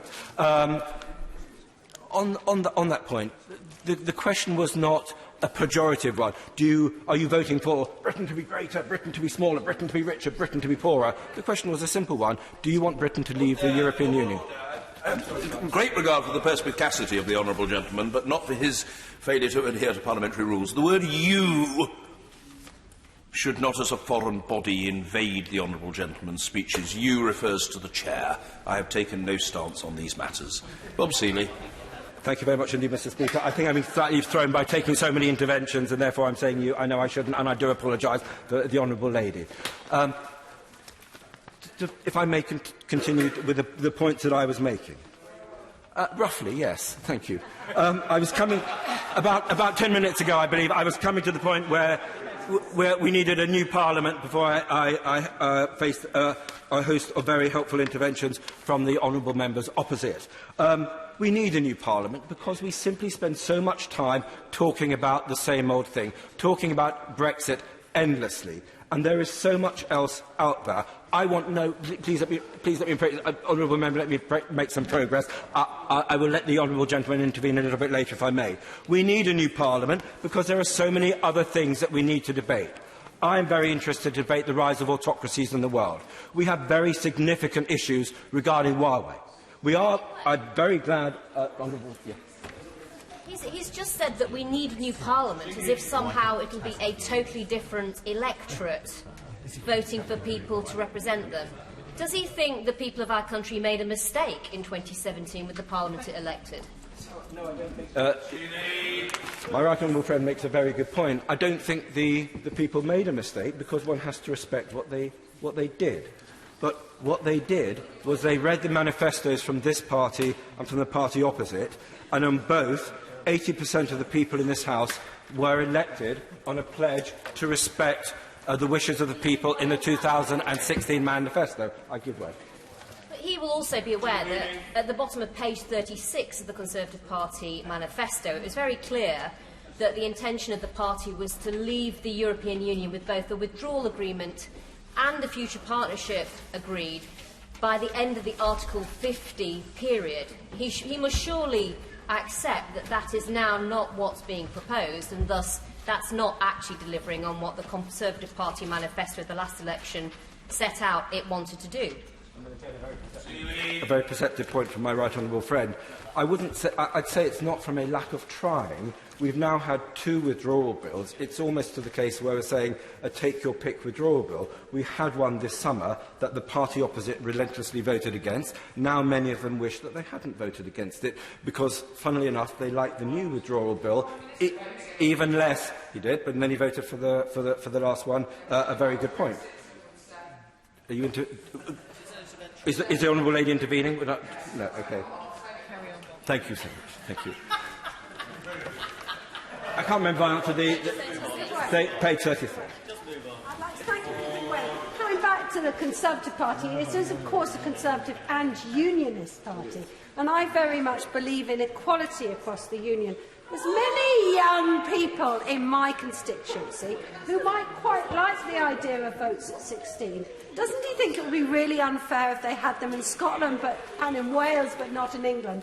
And that before topics like that are raised at the very last minute, time should be given to consider whether or not they're actually deliverable. I thank my right honourable friend for a point. Regardless of whether one agrees with this or not, I suspect that we almost certainly do not have time to introduce such a measure by December the 12th. And when it comes to my right honourable... But I just don't buy this point that we don't have time to deal with 16 and 17-year-olds voting, because we have moved amendments, we have spoken about this in every opportunity we have had in this House since 2015 to bring 16 and 17-year-olds onto the vote. And on every occasion, his government has said it's not the right time to do this. Why don't we just do it now? Very significant principle, lowering the age limit, and I don't think you should do it in a rush in the same way. One shouldn't do it in a rush in the same way that many bills which are brought in haste, we then repent at leisure. I give way. Jones. Is it not the case that the Labour Party has voted for Brexit, the one that was in our manifesto, rather than the government's version of the Brexit? And quite clearly we've called for a customs union, something the government hasn't offered. And therefore, to the people who voted Labour, why should we support the government's deal when it's not the promise that we made to our own electorate? Thank the honourable gentleman for his intervention, and I suspect the answer to that is that I'm sure he will enjoy telling his electorate why Brexit has not been passed. And if the right honourable gentleman believes that that is a competent answer, we look forward to seeing him back. I clearly hope very much that I will be as well, because I need to explain to my electorate why the honourable members opposite keep voting against Brexit, and thus far have also been keeping voting against the general election as well. I give way again. Said that we're constantly voting against Brexit, but remember that for 2 years, 8 months, this House had no say on Brexit because it was an internal debate within the Conservative Party. Now, he then says that the Labour Party opposed these deals. Well, I've got to remind him, if he also reads the Labour Party manifesto, I stood on a clear commitment that no deal was not something that people would support, and also the fact that a customs union and close integration with our European partners was key to it. So the idea that somehow myself and others are not sticking to what we actually voted on in our manifesto, we are. But the idea that we've spent 3 years discussing this is just not true. I thank the right honourable gentleman for his question. I'd say arguably we've spent 25 years debating it, certainly some parts of Britain. We then spent 3 years. We then spent months before an election campaign. We then spent a couple of years afterwards. He is right to point out that we are not perfect on this side, and there was an argument within the Conservative Party, and arguably we spent too long trying to work out the sort of Brexit that we wanted as well. And I accept that point, and it would be churlish of me to say, oh, we're perfect and the right honourable gentleman's side isn't. But the point is I think there is a basic principle here, which I am very, very happy to explain to the good folks on the Isle of Wight, and that is we have tried repeatedly to push a realistic and sensible Brexit deal through. Please let me finish a sentence. Yes. We've tried 3 times this summer. We've tried again with the Prime Minister's very good withdrawal deal. Yes. I think it was I didn't like some elements of the Northern Ireland, elements granted, but we have to move on and try to make the best of what we can. And we haven't got that because it hasn't been supported by this House. So we've then said we need to go back to the people, and that hasn't been supported by this House. And that's why I said a few minutes ago that his leader is the first in history who hasn't led and hasn't opposed. I want him to do that because we need to go and have a general election. I give it away again. Commissioners both claiming to lead and also oppose, because remember it was him and his members of the ERG that voted down the previous Prime Minister's deal. So the idea somehow that he is blameless in this process of stopping Brexit is not the case at all. Right on my gentleman's point, I think the Prime Minister voted for 2 out of 4, which is more than most members opposite. I have voted for 4 out of 4, which is and I will keep voting for any sensible Brexit with a withdrawal deal that comes our way. I give way. grateful. He says he will vote for any Brexit that comes forward. Well, we know why don't. For 7 or 8 days now where the WAB bill's not been brought forward. I don't know why. It's rumoured that the government's on strike and won't bring it back. But in that WAB bill is an amendment for a customs union. He says he'll vote for any sensible option to get it through. Why doesn't he encourage the Prime Minister to bring the WAB bill back and then vote for that customs union and we can have Brexit done? Thank you, Mr. Speaker. I thank the honourable gentleman for his intervention. For me, a customs union is not a realistic Brexit, and it's not the kind of Brexit voted for. And that is not the sort of Brexit that many Labour voters want to see either. The Labour Party actually did quite well in my patch at the last election, and it got 16,000 votes, 17,000 votes. Very encouraging. Half of those are people who wanted to see Brexit. And I think they will be very, very disappointed by the behaviour of his party's leadership in not voting for Brexit.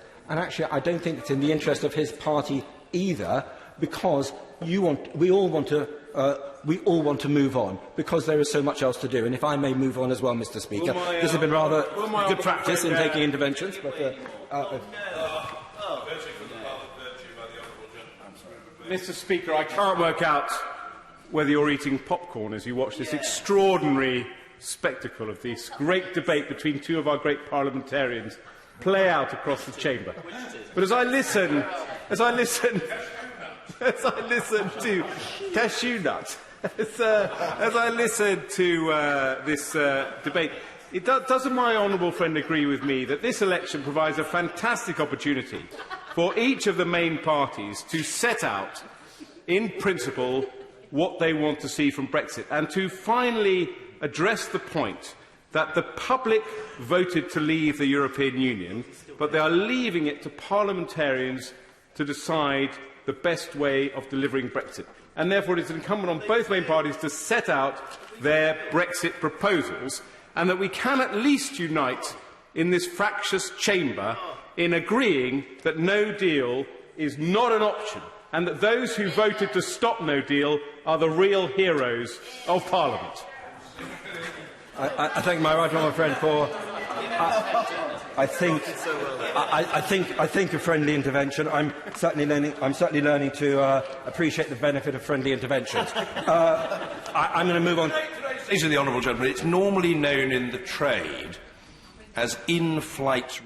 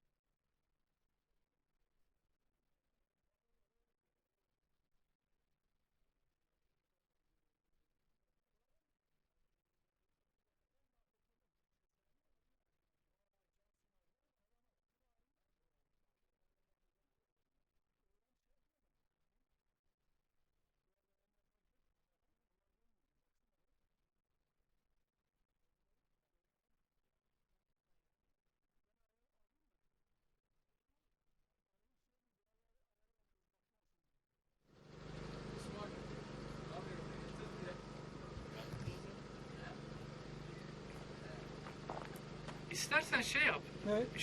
Şuraya çık abi, bak şu kertin bir Esas şey. yere mi? Heh, orası abi. Esas yer.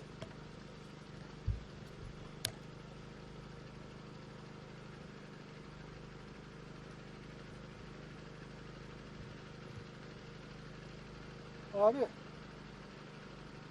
Alo.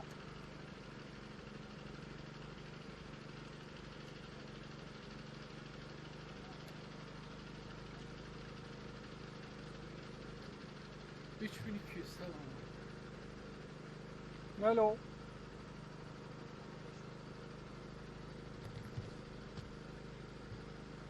Tamam mı? Ha, tamam.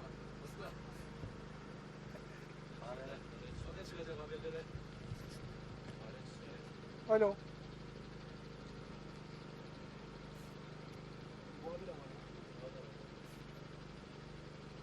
Tamamdır Ümit abi. Eyvallah abi.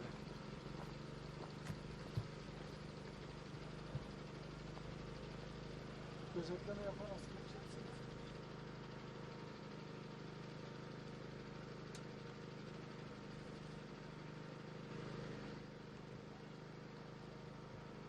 Şu şey gözükmüyor değil mi? Karşı şey. Yok, gözüksün. Yok, mümkün değil. Gibi Boğaziçi Köprüsü gibi aydınlatmadan yani hafif gözüküyor ama şey değil, yani öyle çok belirgin değil. Abi zor çok, yani ufak hem de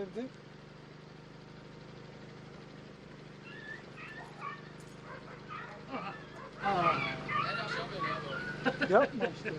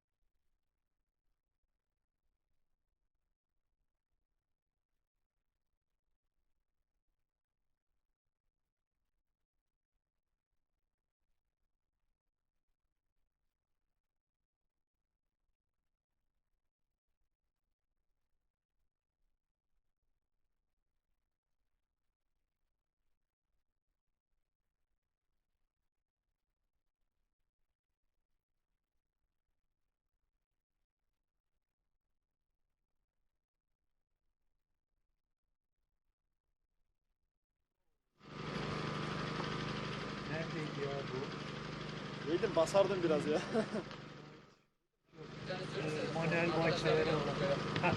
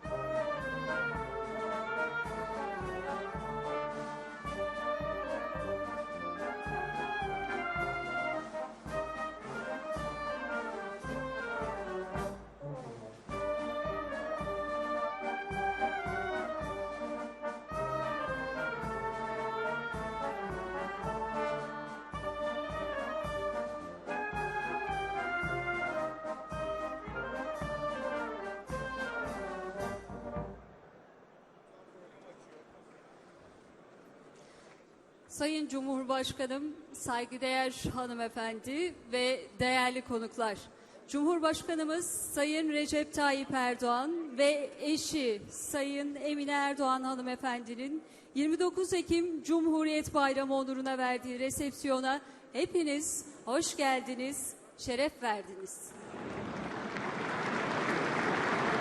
Kıymetli misafirler, aziz vatanımızı ilelebet payidar kılmak için canını siper eden aziz şehitlerimizin muazzez ruhları için Kur'an-ı Kerim tilavetinde bulunmak üzere Beştepe Millet Camii İmam Hatibi Sayın Adem Kemaneci hocamızı huzurlarınıza arz ediyorum efendim.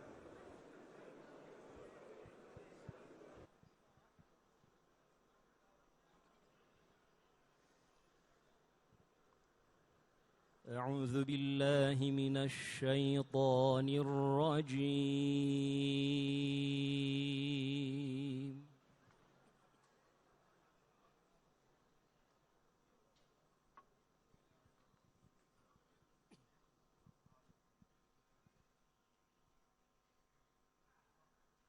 بسم الله الرحمن الرحيم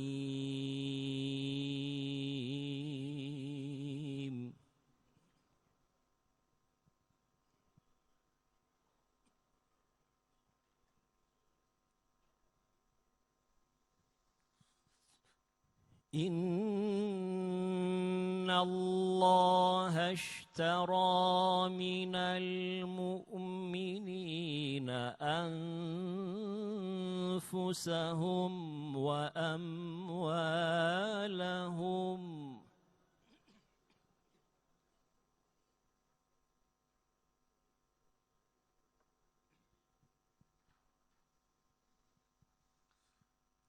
إن الله اشترى من المؤمنين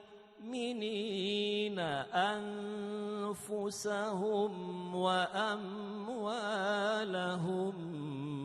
بأن لهم الجنة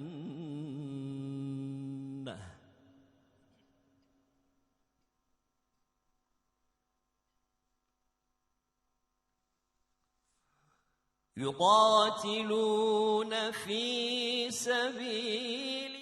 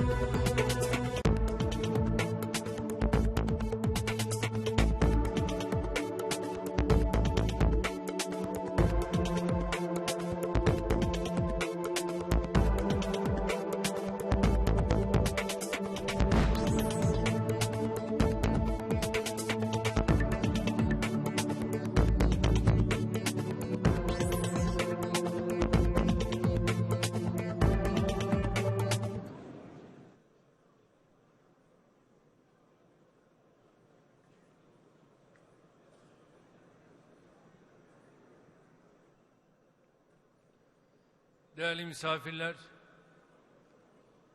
çok değerli dostlar, aziz milletimin kıymetli temsilcileri, özellikle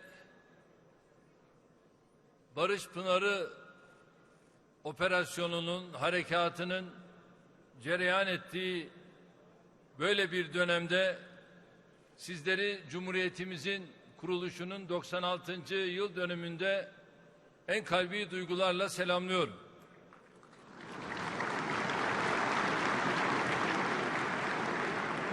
Cumhurbaşkanlığı Külliyesi'ne, milletin evine, bu gazi mekana hoş geldiniz. Cumhuriyet Bayramı kabul törenimizi teşrifleriniz için her birinize ayrı ayrı teşekkür ediyorum. Sizlerle birlikte yurt içinde ve yurt dışında yaşayan tüm vatandaşlarımın Cumhuriyet Bayramı'nı tebrik ediyorum. İllerimizde ve yurt dışı temsilciliklerimizde yapılan Cumhuriyet Bayramı kutlamalarında sevincimize ortak olan herkese şükranlarımı sunuyorum. Cumhuriyetimizin ilanının 96. yıl dönümünde Gazi Mustafa Kemal Atatürk başta olmak üzere İstiklal Harbimizin zafere ulaşmasında ve yeni devletlerimizin kuruluşunda vazife üstlenen kahramanlarımızı saygıyla yad ediyorum.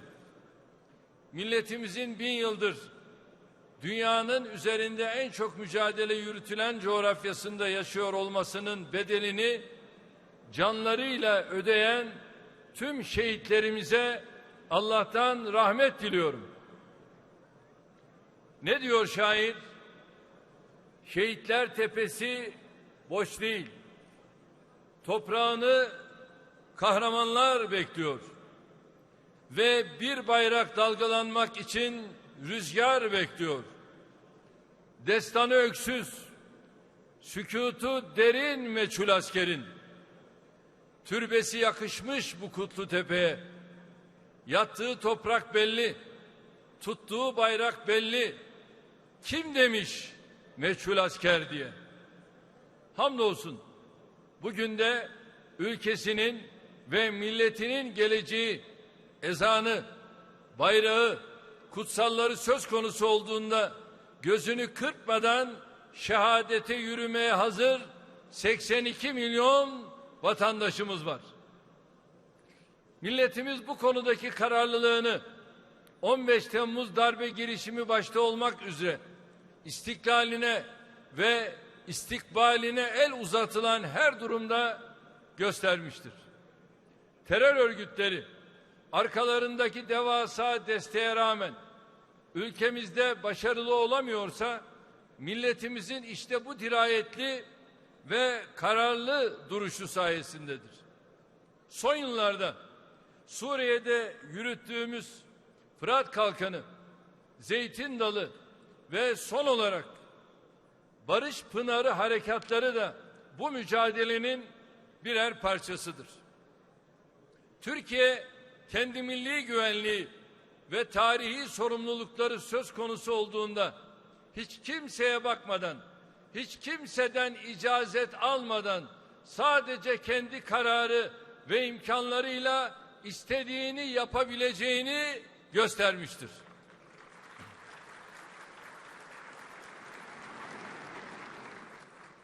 Rabbime, şahsıma böyle bir milletin evladı olma şerefini bahşettiği için ne kadar hamd etsem azdır. Değerli misafirler, ülkemizin terörle mücadele sürecinin bir başka önemli sonucu da Batı başta olmak üzere tüm dünyada terör örgütleri karşısında sergilenen ikircikli, hatta ikiyüzlü tavrı da tüm açıklığıyla ifşa etmiş olmasıdır.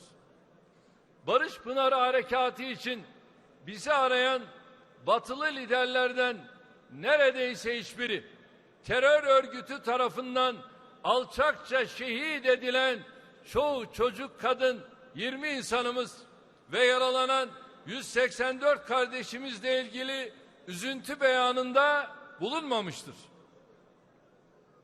Yurt dışındaki temsilciliklerimize yapılan ve önemli bir kısmı da şiddet içeren 700'e yakın saldırının önlenmesi konusunda hiçbir gayret sarf etmediler. Tam tersine teröristler bu ülkelerin emniyet güçlerinin koruması altında eylemlerini gerçekleştirdi. Bizi arayanlar ise sadece teröristleri kurtarmak, korumak, savunmak için nefes tükettiler.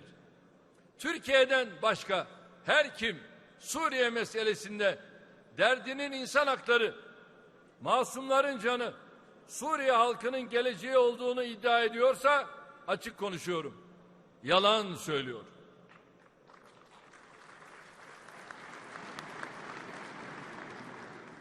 Bizden başka Suriye ile ilgilenen herkesin öncelikli amacının petrol kaynaklarını kontrol etmek olduğu şu son 2 haftalık süreçte bir kez daha ortaya çıkmıştır. Bir damla petrolü bir damla kandan daha değerli gören ilkel anlayış tüm çıplaklığıyla karşımızda durmaktadır. Özellikle Suriye, bölgeyle ilgili hesabı olan güçlerin mücadele alanı ve pazarlık malzemesi haline dönüşmüştür. Suriye'ye baktığında petrol veya güç temerküzü fırsatı değil de sadece insan gören, sadece can gören, sadece kardeş gören tek ülke Türkiye'dir.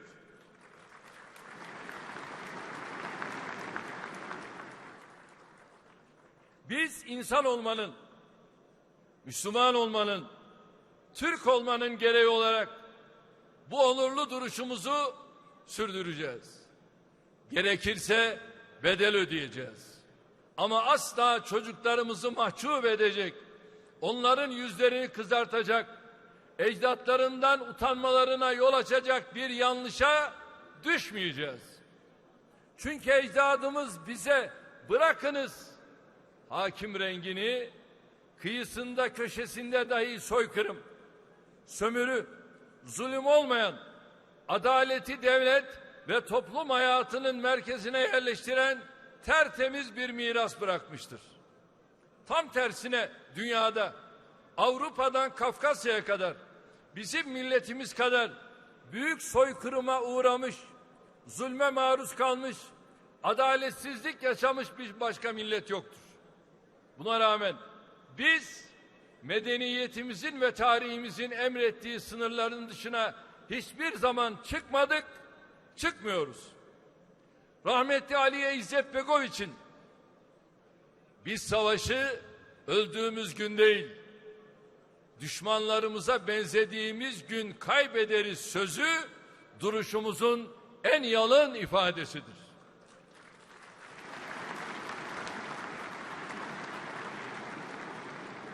Biz asla onlar gibi olmayacağız. Kendimiz gibi davranmaya devam edeceğiz. Çünkü biz bu sayede 2200 yıllık kesintisiz bir devlet geleneğine sahip olmayı başardık. Bu sayede 1400 yıldır insanlığı aydınlatan İslam medeniyetinin en güçlü temsilcisi olarak kalmayı başardık. Bu sayede 1000 yıldır yaşadığımız coğrafyamızda sürekli daha derine inen kökler salmayı başardık. Bu sayede petrolümüz, doğalgazımız, kayda değer başka doğal kaynağımız, sömürgemiz, yakın tarihe kadar yeterli altyapımız olmadığı halde başımız dik yaşamayı başardık bu topraklarda.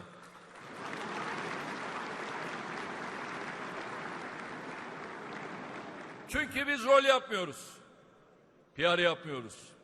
İllüzyon yapmıyoruz. Bizim felsefemizin özünde insanı yaşat ki devlet yaşasın anlayışı vardır. Biz bugüne kadar hep önce insan dedik. Öyle demeye de devam edeceğiz. Çünkü biz buyuz. Rabbim bizi bu hak, adalet, vicdan, ahlak yolundan ayırmasın diyorum. Değerli kardeşlerim, değerli dostlar, Türkiye'nin gücü, bekası söz konusu olduğunda diğer tüm farklılıklarını aşarak birlik, beraberlik, kardeşlik içinde hareket edebilme kabiliyetinden geliyor. Bunun içinde doğrudan ülkemize saldırmakla hedeflerine ulaşamayanlar her fırsatta asıl gücümüzü, yani milletimizin birliğini, beraberliğini hedef alıyor. Barış Pınarı Harekatı bir kez daha göstermiştir ki milletimizin içine fitne sokarak ülkemizi zafiyete uğratma çabaları beyhudedir. Milletimiz o engin irfanıyla bağımsızlığına ve geleceğine yönelik her türlü tehdit karşısında tek yürek, tek yumruk olmayı sürdürmektedir. Malazgirt'ten İstiklal Harbi'ne uzanan ve günümüze kadar gelen kadim tarihi yürüyüşümüzde bu gerçek hiçbir zaman değişmemiştir. Biz de her fırsatta ne diyoruz?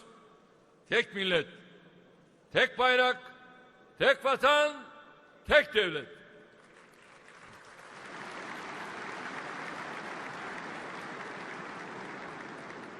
Milletimizin bu hasretini sürekli ifade ediyoruz. Tabii her dönemde olduğu gibi günümüzde de kimi gafletten, kimi bilinçli bir şekilde kendi ülkesinin ve milletinin karşısında yer alanlar vardır. Hamdolsun bunların hem sayıları çok azdır hem de milletimizde ciddiye alınacak bir karşılığı yoktur. Öyleyse bir olmaya, iri olmaya, diri olmaya, kardeş olmaya, hep birlikte Türkiye olmaya devam ettikçe Allah'ın izniyle bizi hiçbir engel, hiçbir güç durduramaz.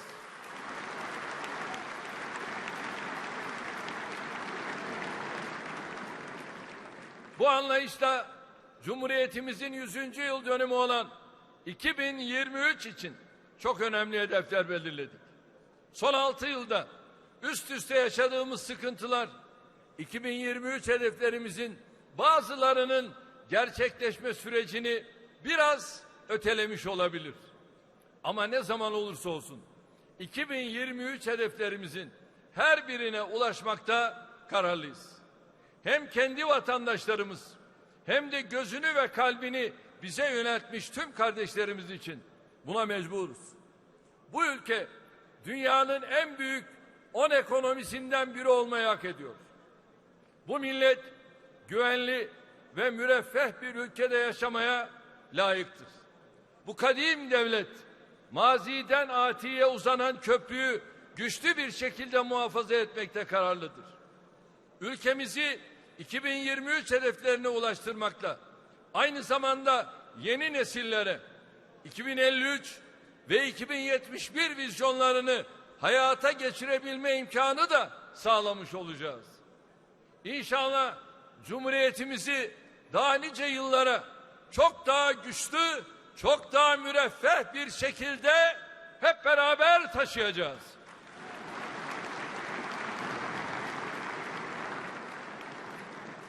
Buradan bölgemizdeki ve dünyadaki tüm devletlere, tüm toplumlara çağrıda bulunmak istiyorum. Gelin Türkiye'nin bu kutlu yürüyüşünde yanında yer alın. Tarih boyunca bu millete birlikte hareket edip de pişman olan, zarar gören kimse yoktur. Buna karşılık yine tarih boyunca bu ülkeye ve bu millete düşmanlık edip de iflah eden de yoktur. Biz güvenliğimizi de, refahımızı da, sevgimizi de dostlarımızla paylaşmaktan memnuniyet duyuyoruz. Yunus Emre'nin dediği gibi, ben gelmedim dava için, benim işim sevgi için. Dostun evi gönüllerdir, gönüller yapmaya geldim. Biz de gittiğimiz her yere kavga değil, sevgi götürmenin gayreti içindeyiz. Bunun içinde gittiğimiz yerlerde gözümüz toprağın altındaki veya üstündeki zenginliklere değil, sadece insanların gönüllerine yöneliyor.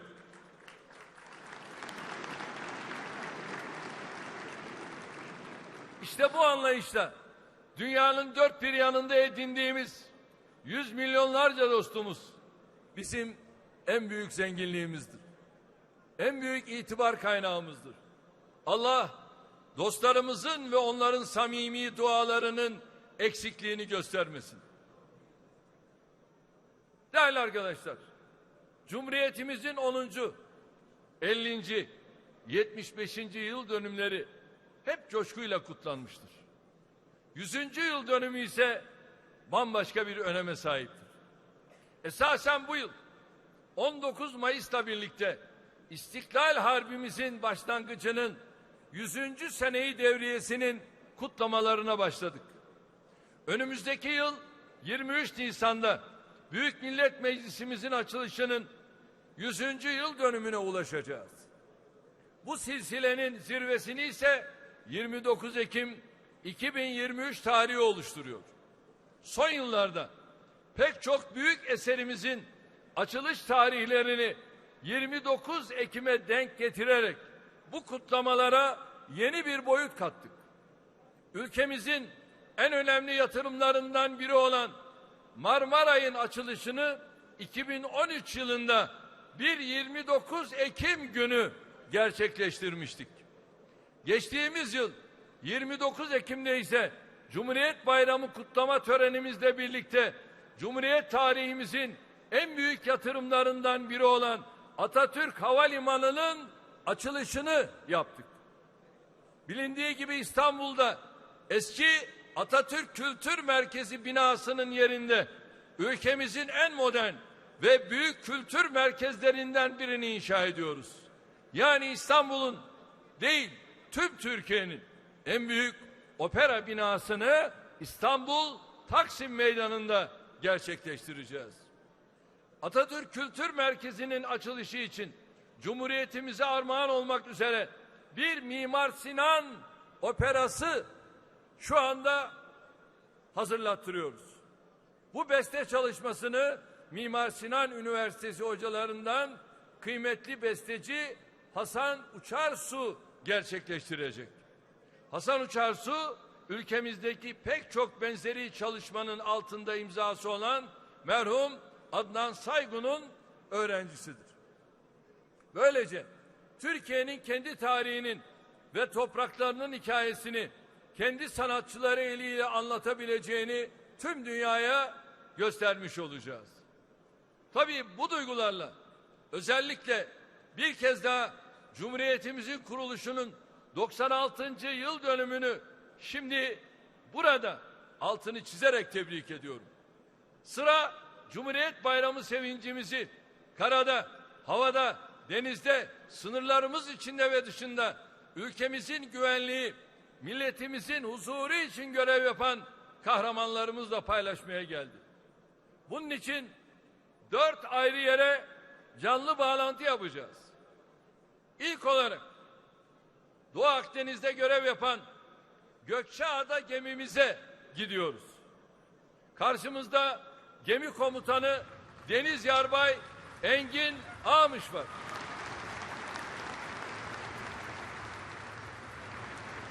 Sayın Cumhurbaşkanım, Türk Silahlı Kuvvetleri'nin ayrılmaz bir parçası olan Şanlı Deniz Kuvvetleri Komutanlığı'nın bir ferdi olarak TCG Gökçeada Fırkateyni'nden zat haliniz başta olmak üzere tüm devlet büyüklerimize saygılarımızı sunuyor, aziz Türk milletinin Cumhuriyet Bayramı'nı kutluyoruz. TCG Gökçeada Fırkateyni olarak Mavi Vatan'daki hak ve menfaatlerimizin korunması maksadıyla Doğu Akdeniz'de diğer su üstü gemilerimiz, denizaltılarımız, deniz karakol uçaklarımız ve insansız hava araçlarımız ile Akdeniz Kalkanı Harekatı'nı icra etmekteyiz. Sayın Cumhurbaşkanım, halihazırda TC Gökçeada Fırkateyni olarak Kıbrıs Adası güneybatısında sondaj faaliyetleri icra eden Yavuz sondaj gemimize refakat ediyor ve yakın koruma sağlıyoruz. Görevlerimizi yerine getirirken tüm denizlerimizde şanlı Türk sancağımızı dalgalandırmanın gururunu yaşıyoruz. 462 bin kilometre karelik mavi vatanımızın her karışını büyük bir kararlılıkla korumaya, verilecek her türlü görevi yerine getirmeye hazır olduğumuzu arz ederim.